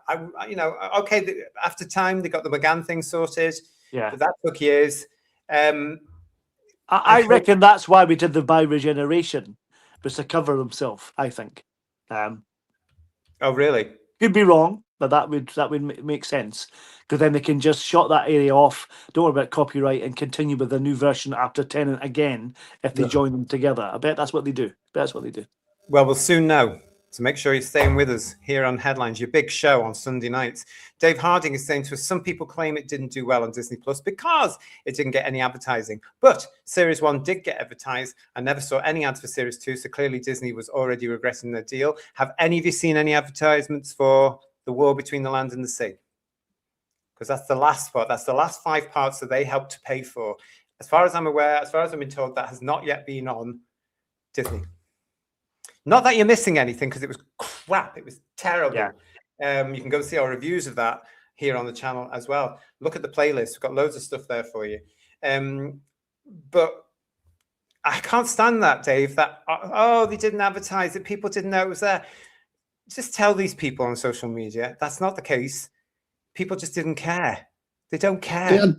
They had I wonder, trains actually, done up, didn't they? They had trains. They had that painted train. In New York. In New York, and Disneyland had police boxes dotted around, didn't they? Yeah. Sorry, Paul.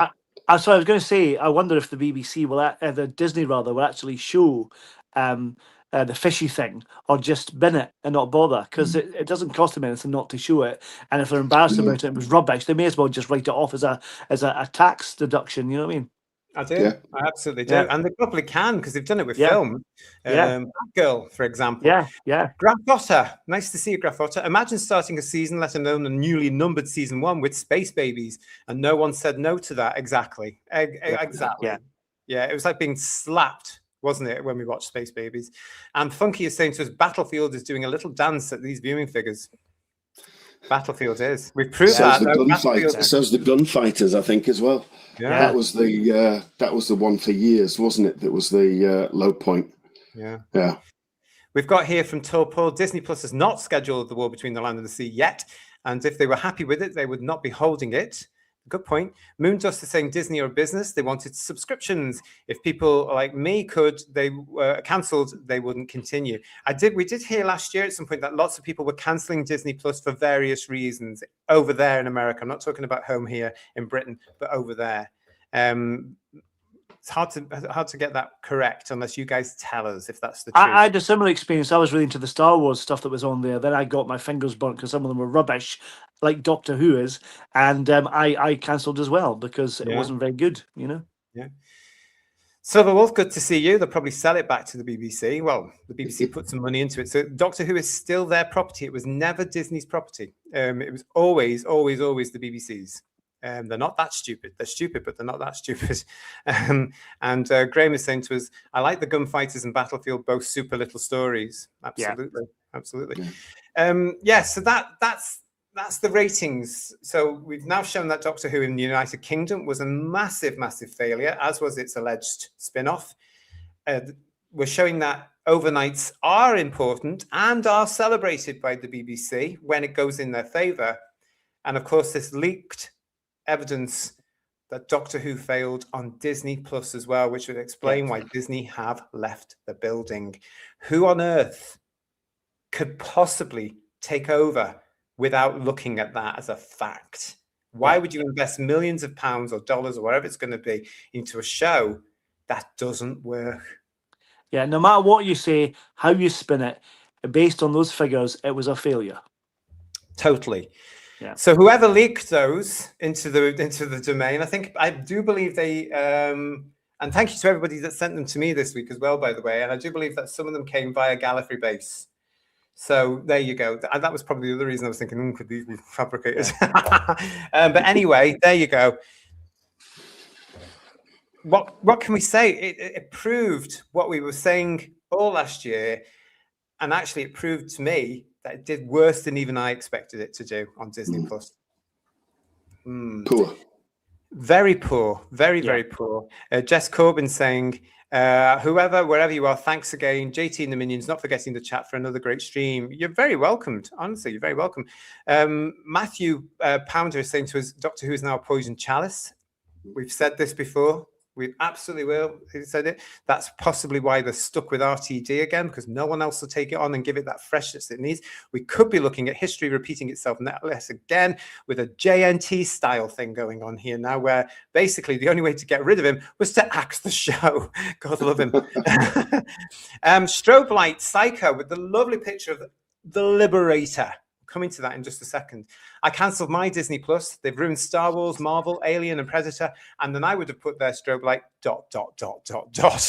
because everything they touch, they've destroyed. They really have. They really, really have. And Woodhouse is saying to us, I cancelled Disney Plus on Friday. I got half price subs for 3 months. I cancelled anyway.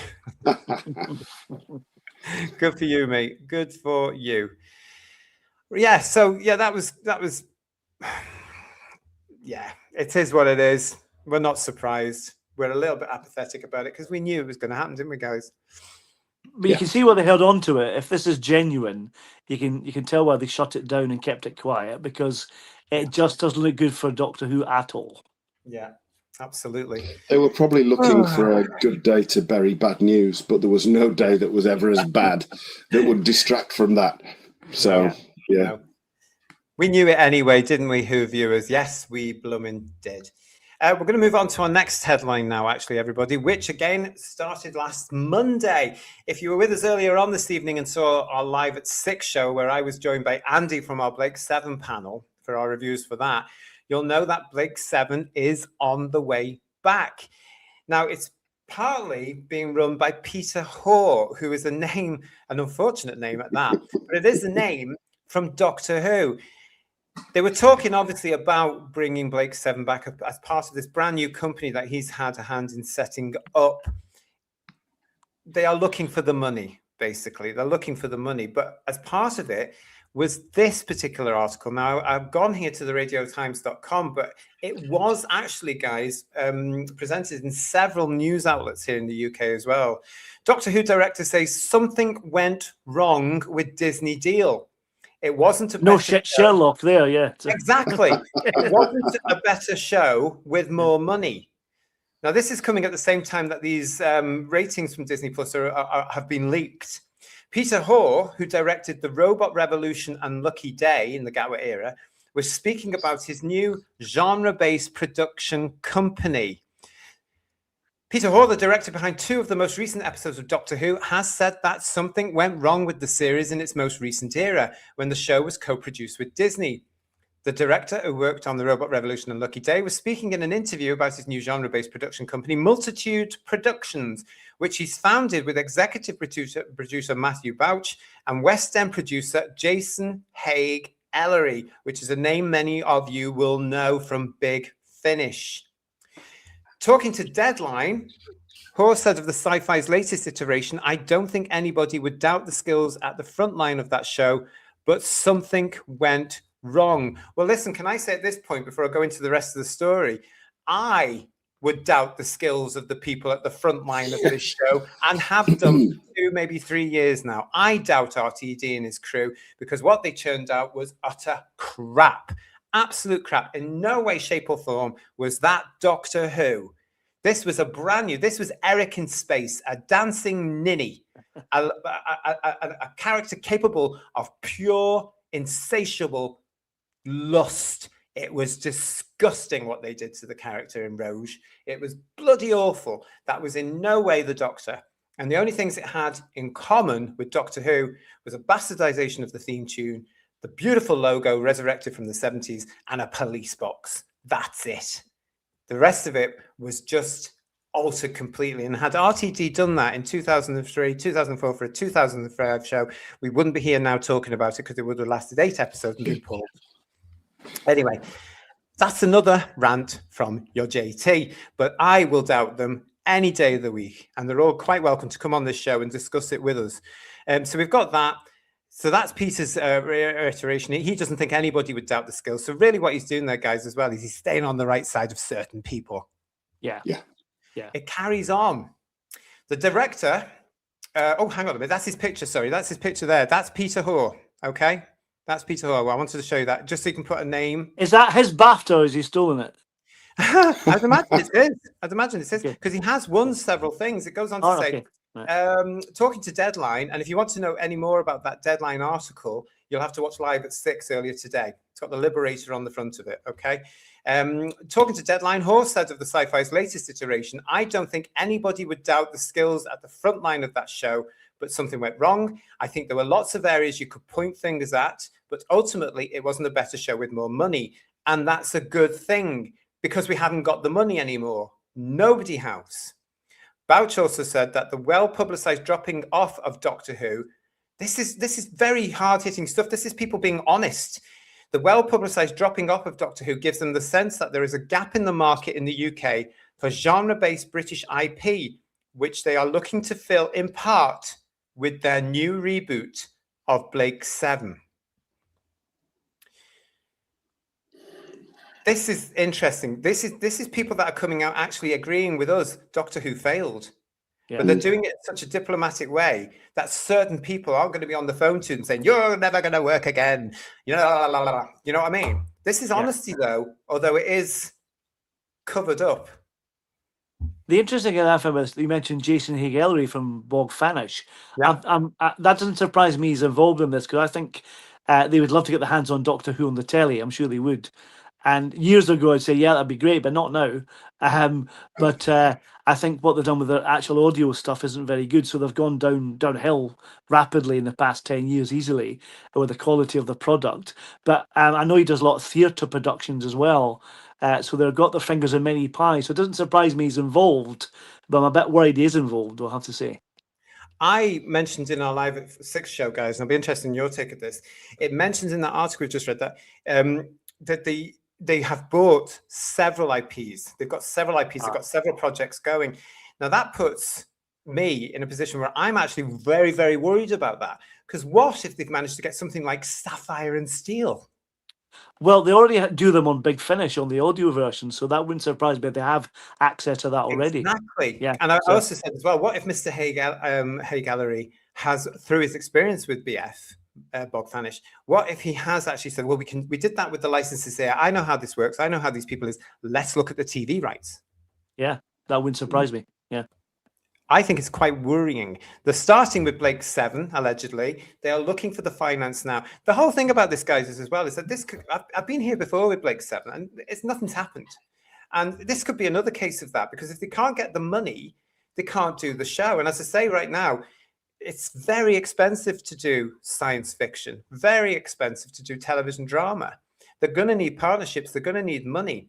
Most of that money is probably going to come from the States, just like Doctor Who is trying to look at the States for money, because that's where the money is, let's face it. But it's such a shame, because I understand why they've announced this thing, because you're trapped in this way of working, to be quite honest. You're trapped in this thing, because to get any project finance, to get any support, you have to publicize the blooming thing. And I know, because I've been involved with projects where we've publicized something, we've had a hell of a lot of publicity, and the money still doesn't get brought through, because production hell. You know, something at the moment as well in the industry, one production company could say, oh yes, we're going to finance that, and the next thing you know, they've been taken over and they've said, oh no, we're not going to do that now, because that's not what we're interested in. It happens all the time. As much as I love Blake 7, I think it's an odd choice to choose to bring it back. Based on that, we've probably talked about this in the 6 o'clock show, but the fact that it's actually it's definitely a show of its time, and also because of some of the politics in it particularly, but also some of the casting, who they get to play these characters.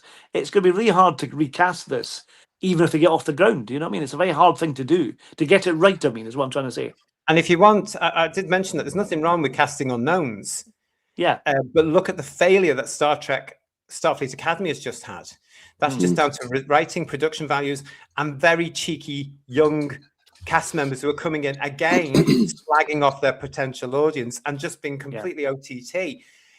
Would you want that in something like Blake 7? No, because that's not what Blake 7 is about. You certainly want it in a classic like Sapphire and Steel, which is about two very elegant personas. But if you're going to go for names, they're going to want money. But also you've got the persona of these names, and you need an unknown to make that work, because you want someone, you don't want Brad Pitt playing Blake. That won't work. You know what I mean? You need somebody who's got charisma and works well, but not someone who's well known at all. And looks a bit rough, to be quite honest. Yeah. You know, looks a bit rough. Silver Wolf is saying to us, So how do you make a better show with less money? Oh, let's check Doctor Who's past. It's already happened. Check out the original Who. Simple answer, mic drop. Good for you. Good for you, Sliverwolf. You're absolutely right. You're absolutely right. Darren Reed is saying to us, I heard that they're remaking On the Bus. It says Blakey's number 7. Get that bleeding liberate. Yeah.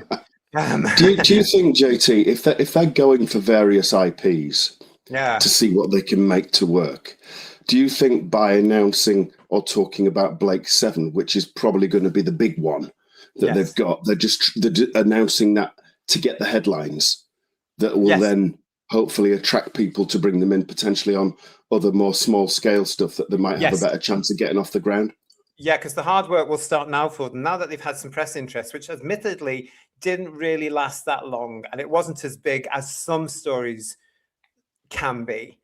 And certainly, as I said at 6 o'clock as well, just to repeat myself, even the fandom sort of tailed off a bit by Wednesday with the interest, because we've all been there before. It was the equivalent of the Wilderness Years for Doctor Who, where we heard every other week that somebody else, so Cinema Verity are going to be doing it. Oh, we've got Terry Nation's going to be doing it. Oh, you know, Chris Belcher's interested in it, you know, whatever it was going to be. You know, Blake Seven's had that now for nearly 40 years. Yeah, it's been the same thing. But what they've had to do is they've had to announce it so word gets out there, and the work will start now because now they have to do the networking, they have to do the presentation of their designs, their logo. They have to go around to people with money. They have to go to various, I would imagine, going to various industry functions to say, oh, we've got this thing, we've got the IP to this. Do you want to come in as a partner? Do you want help? They're also going to have to look at merchandise, because merchandise, if done correctly, gets put back into the show. Do you think the BBC have thought to themselves, well, this has got legs because the Blu-rays are selling really well? Because like the Doctor Who Blu-rays, BBC. Could that see the scenes that it's still a market for it potentially, you think? No, I don't. One thing, it's nothing to do with the BBC. They're not involved with it at all. This is an independent production from a brand new company that's been set up to do genre-based things like Blake 7 and Swords and Sorcery and Fantasy. And that's where Jason, Mr. Hay Gallery, I would imagine, would come in as well, because he's done this before for audios. He's done the contacts. He will know people. But the BBC's got some partial copyright, haven't they? It's not just Terry Nation. The BBC has not been mentioned in anything I've seen about this at all. And they'll still get some residuals from it potentially, won't they? I don't think so, no. I honestly don't think so. I mean, I don't know. I mean, if they've bought the rights, maybe the BBC has sold the rights to it. Maybe they have. Maybe BBC Studios have retained a little bit of an interest. But the only thing they've said is that they hope the BBC will take it to show it. Right. So that's it. You know, at this moment in time, the BBC, nothing to do with it. And they've got enough problems with Doctor Who. Yeah. You know, we've got this here from Legion of James. I have a really bad feeling about this. All those involved with the reboot Blake 7 are all captured. Exactly, mate. They may prove me wrong, but I doubt it. As I said, Legion of James, I won't believe it until I'm sitting down watching the episodes and then coming back on here to critique them. You know, Richard Brooks is also saying, how has the nation of state authorized this? I do not have much hope that this will be good. Let's face it, the BBC, etc., are the federation now. It didn't mention, I thought it was very interesting, Richard, they didn't mention the nation of state at all, which I thought was quite rude. It is, isn't it, really? Because it was that first season, was that almost entirely written by Terry Nation? Or was the whole it first entirely? series was Terry Nation, yeah. I mean, that's a hell of a thing, not just formulating an entire series and concept, but writing all, God knows how many episodes there were in series 1. That's incredible, really, and establishing the groundwork for another 3 series, but not to get mentioned at all. That's out of order. Yeah. I just thought it was amazing. But they would have had to be involved. They would have to be involved, and it will still have to say on the titles and all the marketing, Terry Nation's Blake 7, I would imagine, because it is. You know, it absolutely is. Graffoto saying, didn't they audio reboot this Space Corridor series with Big Finish? Paul, you'll know about that, won't you? They've made everyone gay in it as well. I know they made some BBC versions of radio stuff, but I didn't buy. Let's have something to do with that as well initially. He wrote the Sevenfold Crown. Yeah, I knew he was one to somewhere after Paradise of Death and the Ghost of End Space. Yeah. After those 2, I'm surprised he got anywhere near Blake 7, to be fair. But it's true. It's absolutely true. Strobe Like Psycho said Paul Darrow would be hard to recast. We agree, absolutely agree. I mean, God, can you imagine? I was saying Jackie also, Pierce, you can't do that, can you? You can't. Yeah, I was saying that earlier. Whoever they cast, and it will be a woman, I'm sure, in the role of Servalan, would feel the pressure. Oh yeah, yeah. They would feel the pressure. Bill Oddie's Love Child, thank you so much for your super chat. I can't see what it is though. What is it? Thank you anyway. I can't see if it's a little graphic or anything. It's not coming up on my system.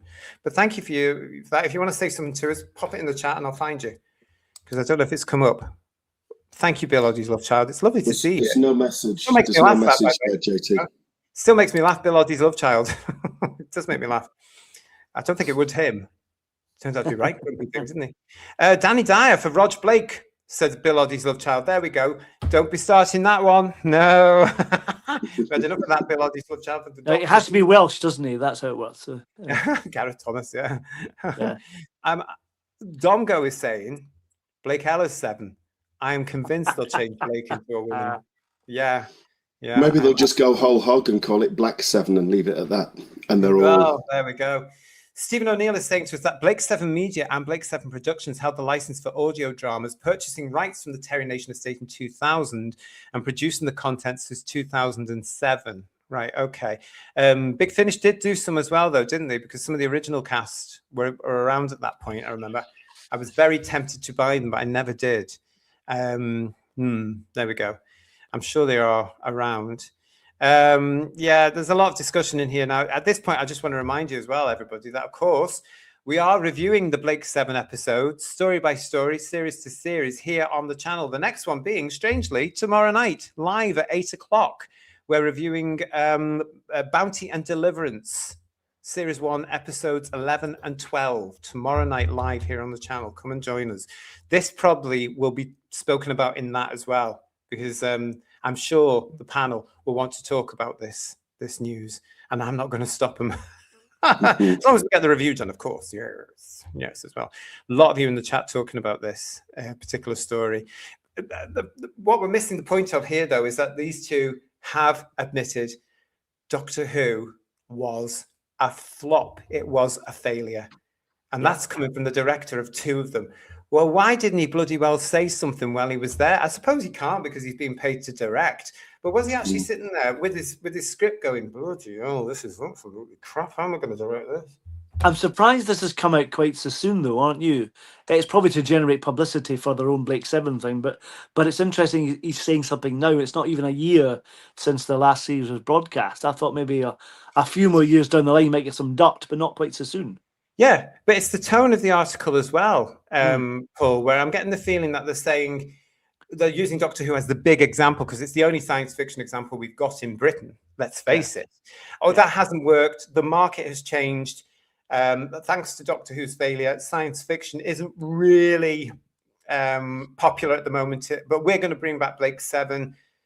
And for me, it worries me. Are they opening the way to doing it completely differently and taking that tone away and that overarching story away from Blake 7?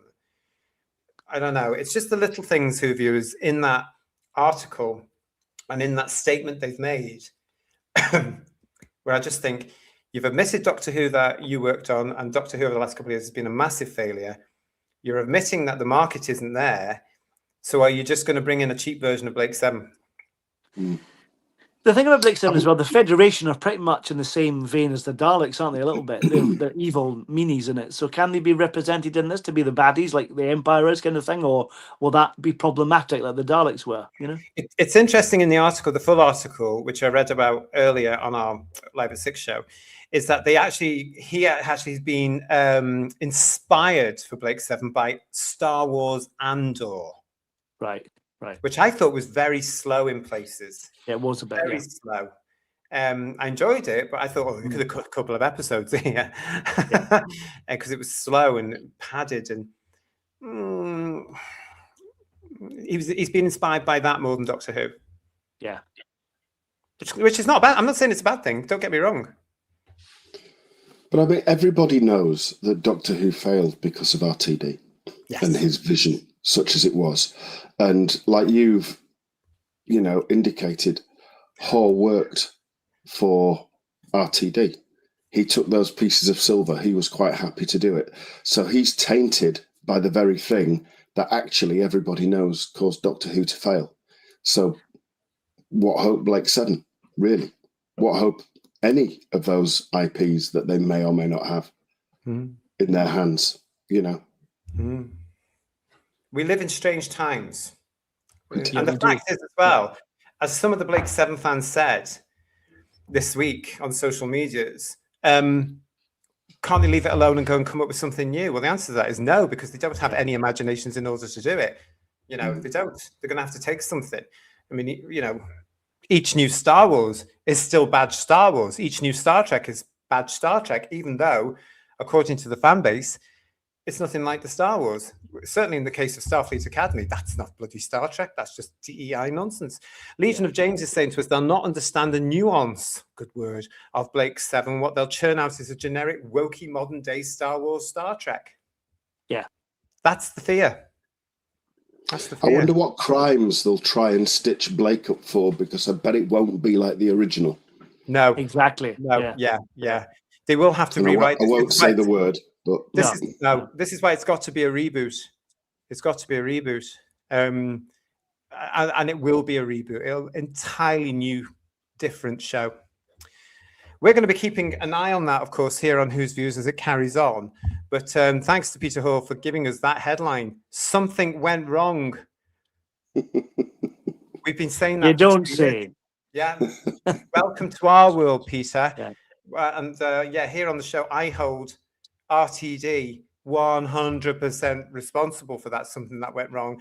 And then the people that kiss his arse all around him, including yourself, I hold responsible for the destruction of Doctor Who. And good luck with Blake Seven, because you're going to need it, because we're all ready. We are here and we are ready to see what you do, and you will be held accountable. You and your team. Good luck to you, though. I wish you the best. Let's just have a little bit of a break here, everybody, as well, and cheer ourselves up with this. The third Doctor. You found this, didn't you? This is the latest from George IV. Yeah, I mean, this guy is absolutely fantastic. Some of the stuff he's putting, all the stuff he's putting out now, but this one was just, it was taking a comedic 8-second clip from the Sea Devils and taking it out to be, that. And it is wonderful. It is just so funny. And I would take that, for example, over Space Babies any day. I'd watch an episode of that. I'd watch the hell out of this one, definitely. Yeah. The Master and the Planet of, it'd be fantastic. It's the moon, isn't it? Well, I don't know. That's the moon in the background, isn't it? So where the hell is it? I thought the Clangers were on the moon, aren't they? Anyway. They are on the moon, but we don't know which. We don't know which moon it was. Okay, right. Yeah. But there we go. Maybe this is from the episode of Clangers when moons collide. I don't know, but it's fantastic. I just love it. It made me smile, and I thought, you know what, this is far more creative than any crap that we've seen since 2017. Easy. And the Master's face is a picture as well, and this is lovely. Yes, it really is. Yeah. We've got love it from Margie. Thank you, Margie. Stephen Braddock is saying they're only puppets, Yes, they were the Clangers. Frankie, you're absolutely right. From our childhood, absolute genius. I love the Clangers. Love that picture, said Craig. Yes, it's a great one. And Richard Brooks saying, such fun. John Mason saying, oh, that's great. And Sliverwolf, LOL. If anybody has an account on X, I would say go and follow George IV. You will not regret it. Yeah, he's very clever. Lex is saying to us, the Master's worst nightmare come true. Please say the Master. No, not the Clangers. That'd be wonderful if that was a Mind of Evil when he was scared, rather than the Doctor being scared of a giant clanger. That'd be wonderful. Yeah. I didn't remember this. Robert Payne is saying the Clangers had an episode where a spaceman from Earth landed. I don't remember that. Oh, right. Yeah. And it looked like an Apollo. Memory says it looked like an Apollo module as well. But yeah, they were hiding and watching him moving around. Yeah. Well, if that's an excuse to go out and see if the Blu-ray version of the complete series is available to buy, There isn't one, because I'll have to go and have a look at that. Darren Reed wants to know, were the clangers victims of the Masters TCE? Yes. And Dalek Shalom is saying, that's the clangers Death Star. That makes perfect sense. Yeah. Yeah. That's a good film, isn't it? Where this great big planet is coming towards us, being threatening, and then these little clangers come out. That's a brilliant idea. We'll develop that on AI. Thanks for that, Dalek Shalom. Yeah, it's great to see you all. Thanks for joining us. You are with us for the big show. It's Sunday, the 25th of January, 2026. And we're not finished yet, because if you were with us last week here on the channel, you would have seen us talking about the deal that was then forthcoming between the BBC and this very platform, YouTube. We were discussing, if it was true, what that would mean for the BBC, why they were doing it, and what could it mean for Doctor Who. Well, as predicted on this very show, it came true this week, with the BBC acknowledging and committing and confirming that the BBC is to make shows for YouTube in a landmark new deal. Now, this is from the BBC's own website when it was announced in the week. Big article. Let's have a look at this. I'm interested to hear what you all think. The BBC has officially announced a landmark deal with YouTube, which will see the corporation make content that is tailor-made for the video streaming service. The broadcaster has previously used YouTube, which is owned by Google, somebody different last week, to promote clips and trailers for its own shows in the UK. But the new move will see the BBC make content primarily aimed at YouTube's digital native younger audience, although it may also be made available to the BBC's iPlayer and Sounds platforms. The new programs will feature adverts when viewed from outside the UK, which will generate extra funds for the corporation at a time when its future funding model is being debated. The content will include a mixture of entertainment, documentaries, children's channels, news and sport, starting with the Winter Olympics in February. In a statement released on Wednesday, YouTube and the BBC said the deal would showcase the best homegrown storytelling and news from across the BBC. Director General Tim Davies said it would help the BBC help connect with audiences in new ways. We're building from a strong start, and this takes us to the next level with bold, homegrown content in formats audiences want on YouTube, and an unprecedented training program to upskill the next generation of YouTube creators from across the UK, he added. Yeah, right. Importantly, this partnership also allows new audiences different routes into BBC services like iPlayer and Sounds. The BBC has not previously produced original series for YouTube, but its main account on the streaming platform, which hosts trailers and clips, has more than 15 million subscribers. A separate BBC News YouTube channel has around 19 million. It is understood the BBC will increase the number of channels it has on YouTube to 50. That's 50 channels. In the UK, the corporation will not carry advertising around its content for the streaming platform. The new partnership will also see the BBC and YouTube support the government's creative industry sector plan by investing in the next generation of creators across the country.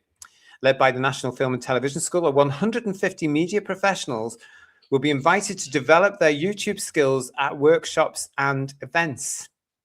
Pedro Pina, Vice President of the Europe, Middle East and Africa YouTube, said they were delighted to partner with the BBC. Yes. I know it's unreal, isn't it? To partner with the BBC to redefine the boundaries of digital storytelling. This partnership translates the BBC's world-class content for a digital-first audience, ensuring its cultural impact reaches a younger, more global audience, he said. Beyond the content, our first-of-its-kind training program represents a deep investment in the UK's creative pipeline designed to empower the next generation of British talent to lead the global creator economy. In doing so, we are not just telling the stories of today, we are building the stage for the storytellers of tomorrow. In December, the number of people watching YouTube in the UK, 52 million, overtook the BBC's combined offerings, 51 million, on certain metrics for the first time, according to data reported by the rating agency BARB. And last summer, research suggested that social media and video networks have become the main source of news in the United States, overtaking traditional television channels and news websites.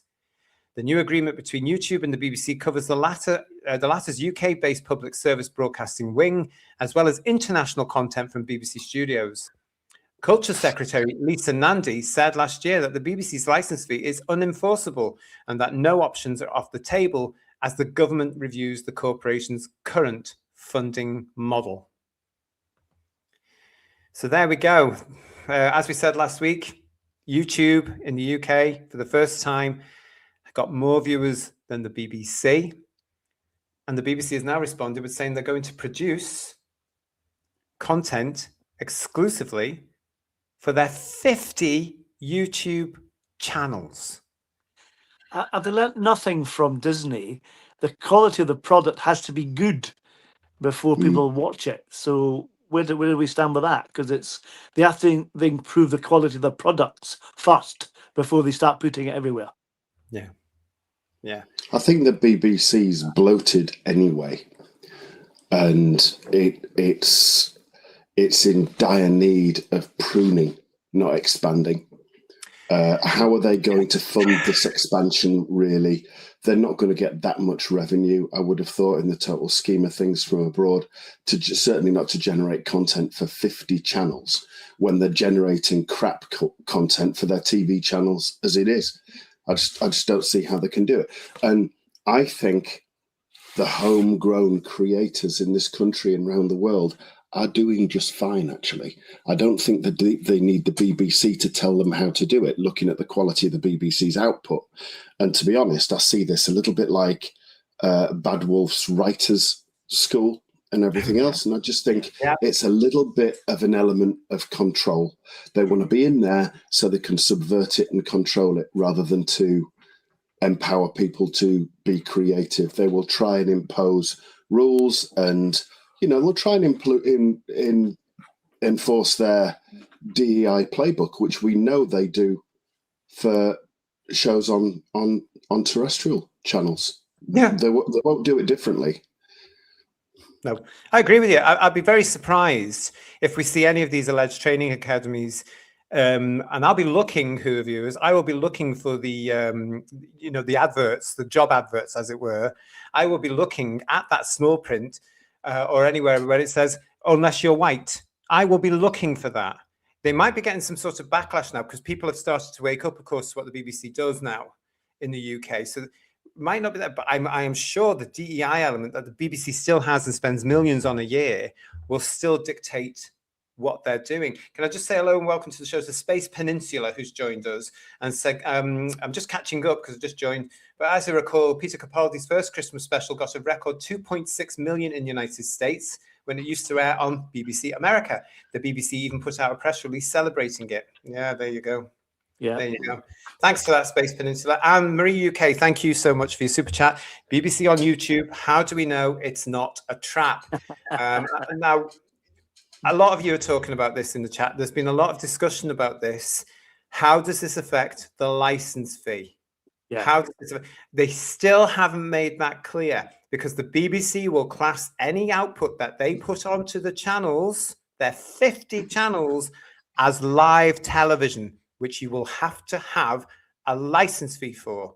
Now, this for me, if this is the case, if they confirm this, guys, we're going to be coming back and discussing this again, because that for me will just be devious, because YouTube shouldn't be allowing the BBC to charge the license fee for watching YouTube. How many of us will not be subscribing to the BBC channels? I certainly won't, because I can't stand the BBC. I reckon you will pay for it. If you look on YouTube as it is now, you can buy TV programs and films off of YouTube, can't you, to watch them through YouTube? So I reckon that the BBC will lock that off and you'll have to subscribe to it and pay for it in order to access it, regardless of whether you got a TV license or not, I'd imagine. This shows again just how out of date the BBC are, because they're so desperate to keep the license fee to sustain their future. They are so desperate to reach this audience they want, i.e. young people, to ensure that longevity, because they will have to pay it as each generation comes up. That will they even dare to do the same thing with YouTube? My answer to that is, of course they're bloody gonna dare. Oh, that's live television you're watching on YouTube. You need a license. We're going to take you to court. I wonder how much YouTube are paying the BBC to do this. I would love to know the details of this deal. Unfortunately, of course, can't get hold of anything to do with it. It's only the public stuff. We don't know. It was very, very interesting that they haven't mentioned anything about how the license fee gets affected by YouTube now. Apart from the hint from Lisa Nandy about and nothing's off the table. So they are. I know Labour won't do it, but they are thinking about maybe tweaking how it works. But what form that might take, who knows? Look, it's not going to. The Labour government are not going to scrap the licence fee, and that's what we need to do. We discussed this last week as well. They need to scrap the licence fee. They need to get rid of their snobbishness, and they need to start getting advertising. Now, if they're going to charge for the adverts outside of the UK on YouTube, why can't they take the adverts on the BBC show? Exactly. Yeah. You know, on the actual channel. There's no justified argument for not doing that. None at all. They just like subjecting the British people to any kind of tax that they can think of. That's the government. That's the government. And if Nandi, and I find her a gibbering twat, to be honest, but that's a personal opinion. But she may try to look tough and possibly suggest scrapping the licence fee. But what Labour will do is they will just impose some kind of broadcast tax on the general British tax-paying population. And the BBC will get all this money back because there'll be no dodge for it. You won't be able to cancel that. They'll put it as general taxation if they do anything to the licence fee. And the BBC will be happy as bloody Larry. They really will. Yeah. I'm quite worried about these 50 BBC channels because, again, what does it mean for the licence fee? Are they going to be able to enforce anybody in the United Kingdom that watches anything? I would think not. I would hope not, because that's common sense. But look where common sense is in our country now. You know, our democracy is hanging by a thread. Never mind common sense, which is already in the toilet. So I'm quite concerned. 50 channels as well. I would imagine that once you subscribe to something, you would have to have the license because it's live. Will it affect Doctor Who? As I said last week, I have this very sneaking suspicion that this thing they're doing for CBeebies will be premiered on YouTube now. Yeah, I have this because they think that people like us, adults, will go and watch the CBeebi thing as well. I'm not so sure that's going to work in their favour. Who has an interest of our age of something that's done for under fives? Not really. Frankie Stanage, Wimbledon shown on BBC YouTube channel and CBBC, and Daryl as well as Daryl Joyce, another one of our resident friends who's a fabulous, fabulous artist. People go to YouTube to escape the BBC. Absolutely right. As we said there, YouTube has had more views than the BBC for the first time now, but the BBC were aware of it, and they will chase a potential audience. They will chase the British taxpayer, basically, won't they? And that's what this seems to be doing for me, guys. It seems to be feeling that's where all the British people have gone. They've cancelled their license. They're not watching the telly. They've gone to YouTube. Let's get them. The thing about it is, how do they justify showing programs made by the license fee on YouTube? Because it won't be just YouTube's money to pay for the pro. So for the CBBC's Doctor Who thing, for example, the BBC's already made or making that perhaps on their own and partly selling it to YouTube to put on their channel or get money from them to put on the channel, but that's still part of the license fee. So how can they justify that as a taxpayer putting it on YouTube if we've already paid for it and we have to pay for it again? Good point. It's a good point, isn't it? There's a YouTube for kids as well, isn't there? That's more moderated content that's supposed to be a YouTube where kids can sit down and watch it and be relatively safe. They'd probably put the animated thing on there because that's the age bracket. But then that's controlling that too, isn't it? Yeah, absolutely. As PVFS, hello you, is saying to us here, the BBC has 2 different Doctor Who channels already, but we know which one's better. Yeah, the original Doctor Who, which actually seems to get more views than the reboot version, actually. Stephen Braddock is asking, will we have to pay for live BBC content on YouTube with a TV license? Yes, we will. That's the law. If you watch live television, no matter what the platform these days, you have to have a television license. So the big thing to do is not subscribe to their 50 brand new channels or the Doctor Who channel or anything. They put anything on that can be classed as live television. Now, I need to point out at that point, and I saw this the other day, not that I clicked on it, but it was on YouTube. They were showing again these things they showed last night on a Saturday night, and it came up as live. Yeah. Don't click on it if you don't have a license fee. Because the detective vans are outside your door before you know it. It's classed. They've classed it as live broadcast. That's what they're going to do with these 50 channels. It's classed as live broadcast. please, please, please, if you are like me and you are one of the millions in the United Kingdom that refuses to have a license fee because you don't watch live television or anything to do with the BBC, don't click on those things. Okay. My question is, why do they need 50 channels? What are they going to show? What are they going to produce on 50 channels? Yeah, but what programming? It'll be a Doctor Who channel, a porridge channel, a drag race channel. What are they going to have? Consider the radio channels they have. No Will they idea. convert some of the radio channels? Because a lot of the time in radio studios, they have cameras now, don't they? Yes. So, you know, you've got your BBC Persian, you've got BBC Urdu, you've got all these different ethnically diverse stuff that people that aren't that ethnically diverse are actually paying for. And thus diluting what's left, really. They'll just produce the same crap. It'll just be spread thinner. And it's fairly thin already. It's very strange to me that not enough people in the United Kingdom are currently talking about this. This is a big step for the BBC to deal with YouTube, to do this thing. It does affect the license fee. We have to get people aware that this is happening. And if you have a license, you're fine. If you haven't got a BBC license, don't subscribe to these forthcoming channels. You're going to have to boycott them. And I'm saying this now on the 25th of January, where we still don't know the full deal. But I don't trust the BBC. I think they're going to classify it all as live, and you have to have a license as soon as you subscribe. Stay with us, because we are going to be looking at this on Who's Views. I don't think enough channels are here in the UK. Certainly, I don't blame the American big boys for not wanting to discuss this, because it doesn't affect them unless they click on it and they have to get the adverts for it. But it does affect us here in the UK, and it might affect any future of Doctor Who. We don't know yet. We've got heretics saying to us, how many people will suddenly break the law when they say you need a TV license for YouTube? Yes, exactly. Just don't press the subscribe button and don't watch the content. Darren Reed saying to us, next stop, you need a TV license to watch YouTube. The BBC are trying to kick over other people's sandcastles. As I say, they'll do anything to chase that audience that they now know is on YouTube, watching content from YouTube. Bill Oddie's love child, instead of constantly trying to lure the younger generation, just set good examples for them to aspire to. Nicely said. The PVFS, who is not in the UK, are they serious? I've only seen a serious lack of stifling of talent based on ideology and diversity of thought. Absolutely. We have to live with it. Co-Clud, good to see you. How are you? Hi, folks. I'd heard about this, and it seems the way that the BBC will enforce people to pay the TV license, even if you don't watch any live TV on the television. Yes, that's what we're saying. That's what we're saying. Robert Payne is saying to us the BBC will become a YouTube content creator. Yes. None of us are worried about it, though, quite frankly. Philip, it's nice to see you. Philip Tassini, YouTube will be ruined now. With 50 BBC channels, I know there's room for all on YouTube, but really, goodness me.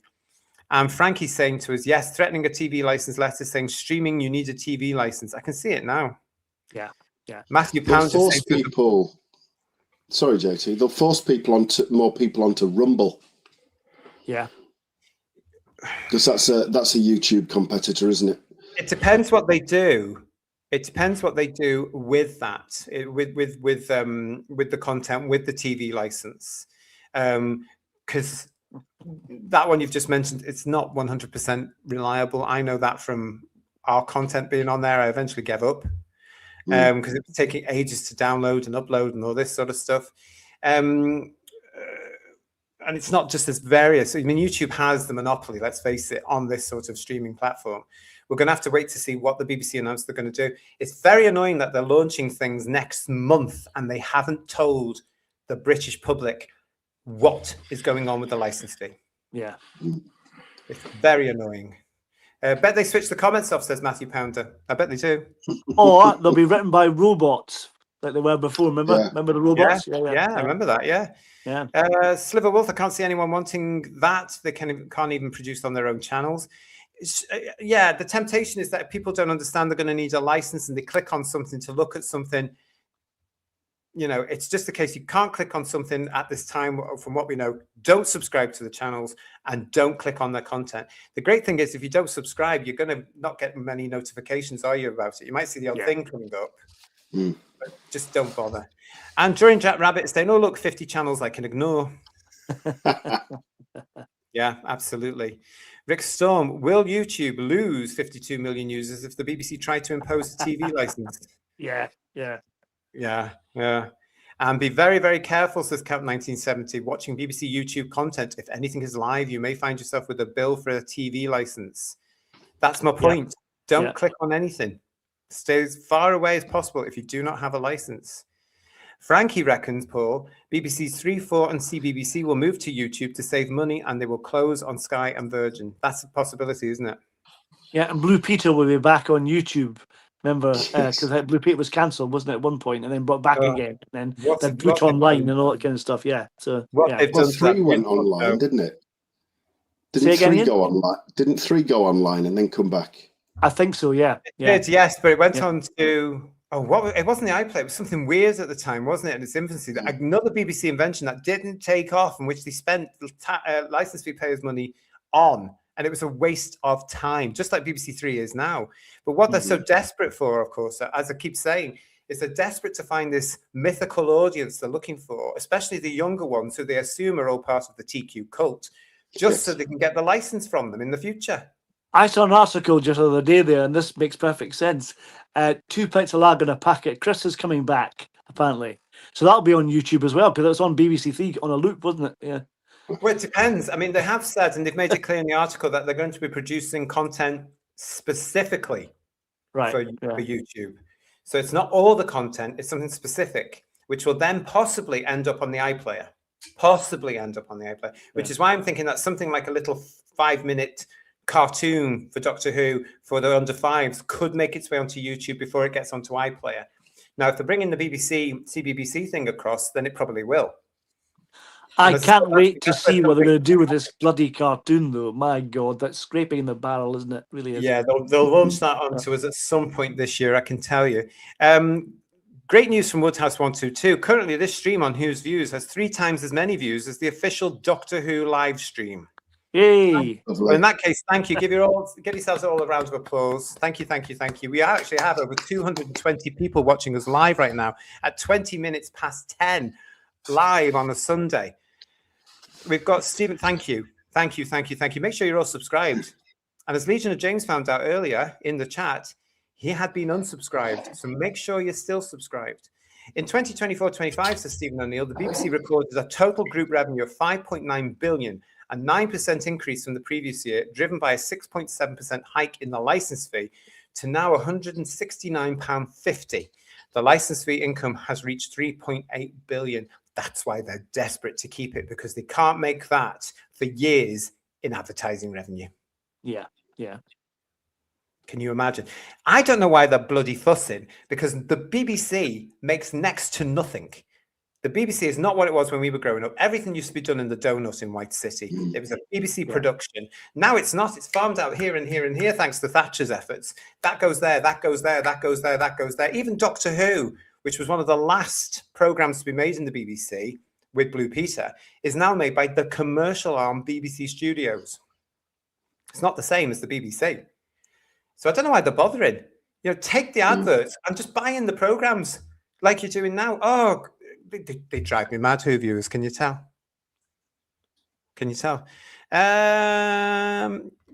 Lots of chat coming in, guys. I hope you've seen all this. This is fantastic. So thank you.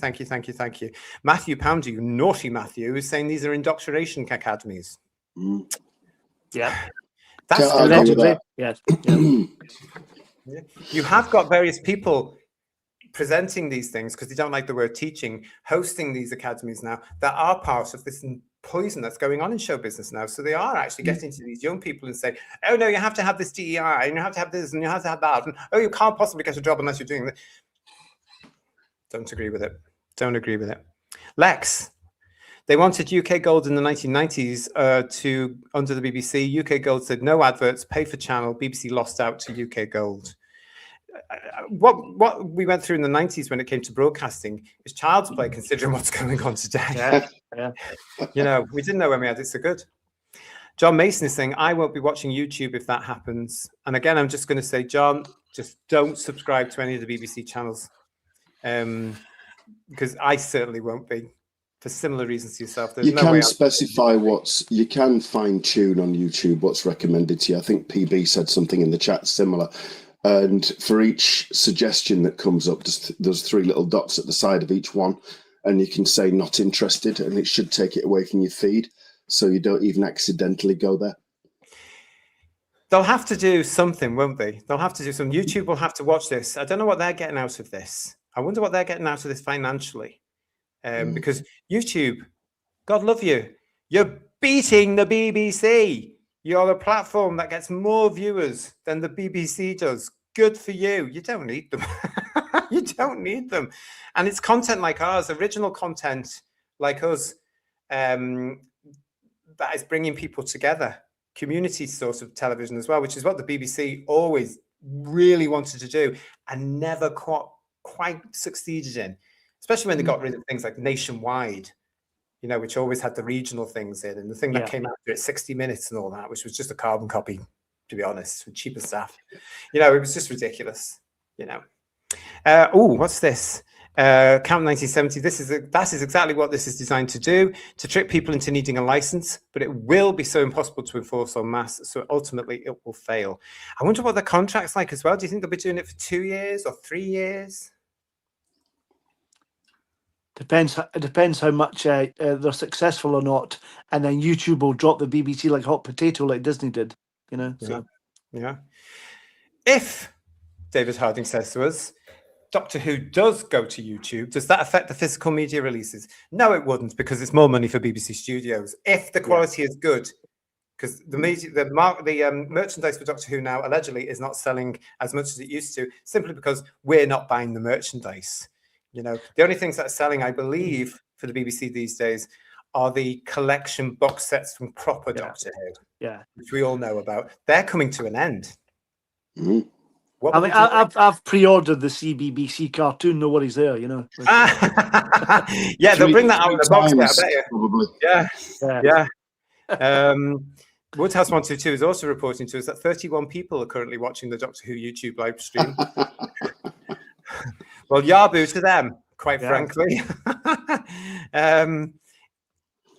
This Crystal is really Meth's probably one of them as well. Yeah.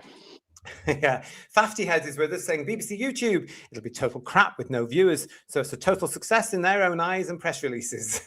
Yeah, it's something we in Britain need to make people more aware of, especially those of us who know of others that do not have the license fee. There are millions of us now because of what the BBC's in. Millions of us do not have that license fee.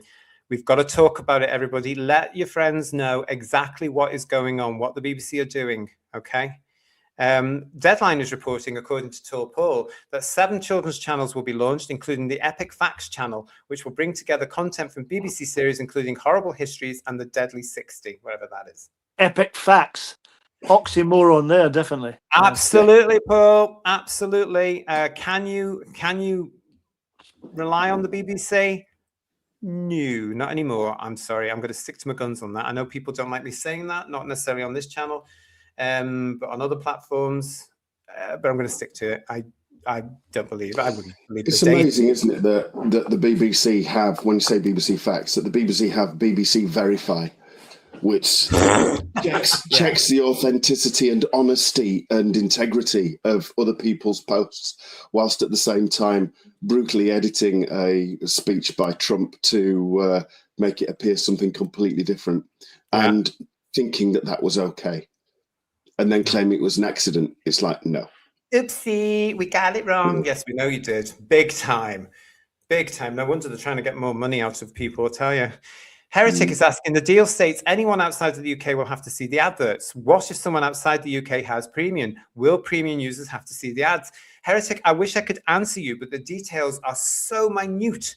I can't. But as soon as I can, we'll get it onto the show. Because there must be an agreement that the BBC wouldn't or haven't said yet about that. Surely if you're a premium user, you will not see the BBC's adverts. How have they got around that in the deal with YouTube? There is a lot of questions about this, isn't there? An awful lot of questions. Stay with us. Let's see what we can find out. Let's all come back and talk about this as the story develops and as we hear more. Moondust is saying YouTube is one of the last places I can watch with no subscription ads, though. Is this about to change? Moondust, if you're in the UK, no. If you subscribe to the BBC channels, you will not get the adverts, which also makes me think you will have to have a television license. It's interesting on YouTube, though. If you want to get rid of the adverts, you have to pay for no adverts, which is interesting. Don't you think? Yeah. Yeah. Yeah. There's a lot of questions about this. Darren Reed is saying to us, show Doctor Who on YouTube, and as it finishes, the announcers can let us know that we can now turn over to Who's Views for its review. Yeah, and we know somebody, I might even let them have, if they're nice and they pay us enough, our very own Who's Views announcer. Yes, because he'll shake them up, I tell you. He will absolutely shake them up.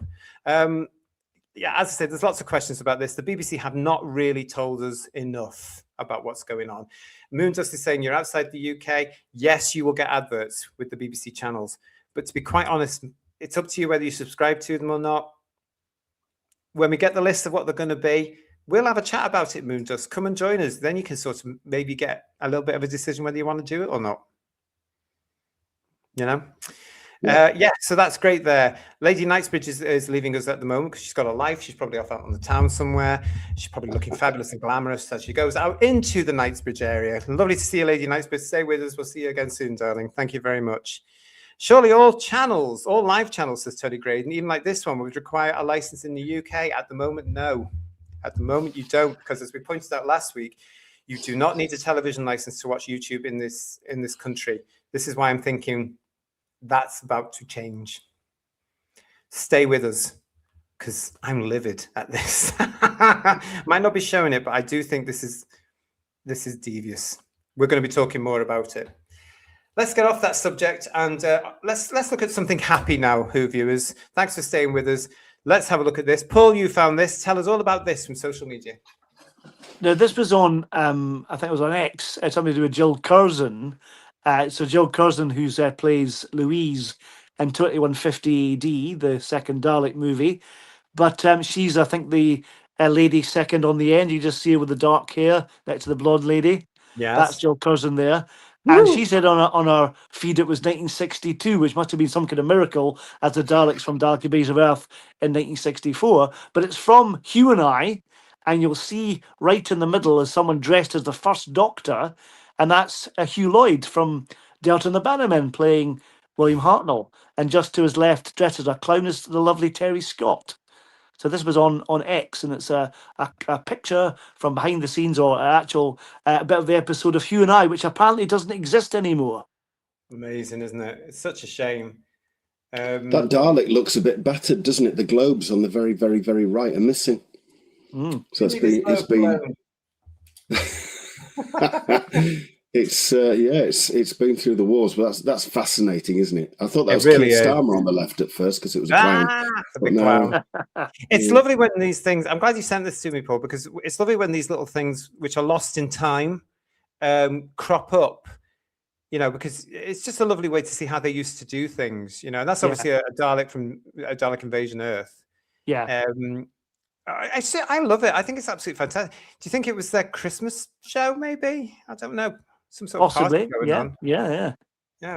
But that's lovely, isn't it, Who viewers? And a nice little bit from bygone television here in the UK. There, it is. I love it. It's a shame it doesn't exist because it'd be a lovely thing to have on a Blu-ray box set. But I think it's on. There's one of the DVDs has Clive Dunn on. It's a Square World with Michael Bentine playing the first Doctor, which is lovely. Which I love all that kind of stuff. It's great. Yeah. We've got here from Darren Reed, so Garonwy was a Time Lord. That solves that debate that's been going on for 30, 40 years. We've got John Mason saying that's cool. Hugh and I, Frankie Sanage is saying, absolutely, Hugh and I. That's going to be forgotten at some point. I think we're probably the last generation to be aware of Hugh and I, because who's going to remember Terry Scott in a few years' time? Yeah. You know, I think they found an episode of this fairly recently in some kind of collector's collection, whatever, but not that particular one. But they have found one recently, so it may turn up. You never know. Maybe Film is Fabulous might be in a collection somewhere. Imagine having that as the Doctor Who episode that they find is actually great, an episode of Hugh and I. But who would get to see it? Who would get to see it? And unfortunately, we've now got loads of younger kids, as we've talked about on this channel before. Oh, I can't watch black and white. Oh, it's too slow. Spoiled brats. Wow, that's amazing, says Graham. And we've got Bill Oddie's Love Child saying, is that Mrs. Slocum next to the Dalek? No, it's not. She was busy with her pussy somewhere. But no, I don't know who that is, but it's definitely not Mrs. Slocum. No. Stephen O'Neill is telling everybody that Hugh and I is a black and white British sitcom that aired from 1962 to 1967 on the BBC. Didn't realise it went for so long. Darren Reed wants to know, have Dalek 63 to 88 seen this? Great Dalek resource, that channel. Absolutely wonderful. It's lovely, I don't know. I'll let Paul contact them and find out. I will. Know. Okay. Yeah. If not, That's your homework. Yeah. Okay. John is saying, ooh, the Daleks really did have a working time machine. Legion of James is saying, I do love the Daleks with the big bases. That doesn't surprise me at all. Naughty. And Funky is saying, I always thought Who Lloyd's Beekeeper and Delta was a Time Lord. We now have the proof. No, he's not. We're not going into that again. There was quite a chatter in the fanzines. There was quite a chatter in the fanzines. It was. Yeah, I remember arguing about it in the pub. Just because he winks at the end, that's what he does at that. Yeah. Not phased seeing the TARDIS disappear. Yeah. I just think he was just a happy Welshman living on honey who'd seen it all, quite frankly. Well, that hand... He was on a sugar high. That's what caused it, yeah. That hand that was holding Sutek onto his seat managed to make it all the way to Wales, didn't it? Because he pushed... The same hand pushed some of the big jars of honey shelves down onto that's right, of course. That's right. That hand got everywhere. Weird meat from here. Tony Graydon is saying cooking fat. Quite right too. And Count 1970 lives. Never heard of you and I, to be honest. Oh, well, there you go. You've learned something there. I mean, that's what I mean. Do you know what I mean? It's these lovely classic things. Oh, it's heartbreaking. Margie saying nice picture, really cute from the PVFS. And Marie UK being controversial and political as always. If the clown is Starmer, the little one must be Zelensky. Sliver Wolf is saying Terry Scott is a legend. Penfold, of course. Yeah, Penfold, yeah. Absolutely. And Funky is saying Terry will always remember because of Carry On.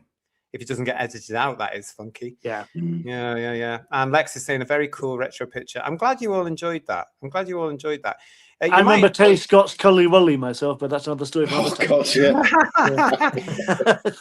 That was the hand of Omega, says Richard Brooks. See what you did there. But Stephen O'Neill is coming back saying JT Molly Sugden did appear in series 1 to 5, 33 episodes of Hugh and I. I never knew that. Wow. Thank you, Stephen, for educating me there. Thank you. I thought I knew everything about Molly Sugden. I did not know. I suppose I can't do because there was a hell of a lot of things she did before television, wasn't there, as well? She did a lot of radio. What a woman she was. Loved her. Love Molly Sugden. She had her own series in the 80s where she got shot into space. Was that That's My Boy? That's My Boy, wasn't it? Yeah. No, That's My Boy was the ITV comedy. The one with she got shot. Stephen, what was it? The one where she was in space? It didn't last long. No, one series. But you're right. It was available for a limited time, I believe, on network, but now that's gone the way of the dodo, of course. I'll see if anybody can come up with it. No, it wasn't Metal Mickey, Matthew. That was Irene. Yeah, that was Irene Handel. What was it? What did Boogie Woogie, wasn't it? Boogie Woogie. I didn't really watch Metal Mickey because it was on the same time as Doctor Who. Doctor Who won all the time. Come back, Mrs. Noah, says Stephen Braddock. All right, yeah. Well done, Stephen. Thank you. Yes, yes. This is better than the Matrix in terms of all this knowledge. It's superb, really. Yeah. Bill Lowry says Mrs. Noah as well. So thanks, Bill. nice one. Yeah, you've got great memories, you lot. You really, really have. Stephen O'Neill saying, "Come back, Mrs. Noah." Yeah. Now it comes back to me. I wish I bought the bloody DVD when I had the chance, guys. You know what I mean? It's one of those things that you look at it, I'll get it later. I'll get it the next payday. And you don't. Do you know what I mean? I just want to point out this. I've been meaning to show you this for weeks and we haven't had the time, but I'm going to squeeze it in now. This is from the Times a few weeks ago. Doctor Who's arch enemies, including a Dalek and a cyber lieutenant who appeared in the 1988 story Silver Nemesis, are among more than 300,000 items going on display at the Science and Innovation Park at a former RAA base near Swindon. The tours begin in March. So if you are near or around Swindon, it's at the Science and Innovation Park starting in March. It's open. When I last looked at the website a couple of weeks ago, it's open now for bookings. So if you want to go and see the Dalek and an actual Silver Nemesis Cyberman, then that's where you go. Is that The one of Cyber- those rare gold Cybermen that Ian was looking for? I can't Yes, think it of was. Yes, it Yeah. was. Oh, Yeah. And it's we'll have on. less. That was proved. That was proved after the show, yeah. That was at the Science and Innovation Park. It starts in March, everybody, and you can get your tickets now. So if you're in and around Swindon, God help you for one thing. But why not go along and have a look at that? Because, yeah, it'll be worth it. Go and have your picture taken with the Silver Nemesis Cyberman. Richard is saying to us on that one, I will have to go. It's not that far from me. Richard, let me know what it was like if you go. Who's used one at gmail.com. Okay, let me know what was there. Is it just the Cyberman and the Dalek? Let me know what else is there. Okay. John is also saying, looks like that gold Cyberman Ian was on about. Darren, there's Ian's gold Cyberman. I don't know what we're talking about. We reviewed the Wheel in Space last Honestly. week. It was actually proved to be right. It was one of the target covers of Doctor Who and the That wasn't Cybermen. Wheel in Space, though, just to confuse No, me. it wasn't Wheel in Space. I have to hold my hands up for that. Thank you for pointing that out, my friend. That's okay. You're very welcome. I'd just like to say to Lee Berry, if you're still watching us, I've just got your message. I will reply to you after the show. Thank you, Lee Berry. Silver Nemesis, by the way, if you're interested, we will be reviewing this year. Guess what month? As part of our 60th anniversary celebrations of the Cybermen. So stay with us. Make sure that you have subscribed. Legion of James is just telling us, guys, come back, Mrs. Noah. The full series is available to watch here on the Tube of Who. Apparently, it's public domain now. That is great news. I'm going to be watching. You're going to be up all night now, aren't you? Yeah, catching up on it. Anything with Molly Sugden is all right for me. Yeah. Even the atrocious Are You Being Served alleged movie. Or have you seen Are You Being Served? It was called Grace and Favour, but it's on the cable channels. Are You Being Served Again? Yes, that was how they sold it abroad. Yeah, and it's bloody awful. Yeah. Yeah. It was. I watched it religiously when it was broadcast every week because I was such an Eye being and I loved the cast. Yeah, it was terrible.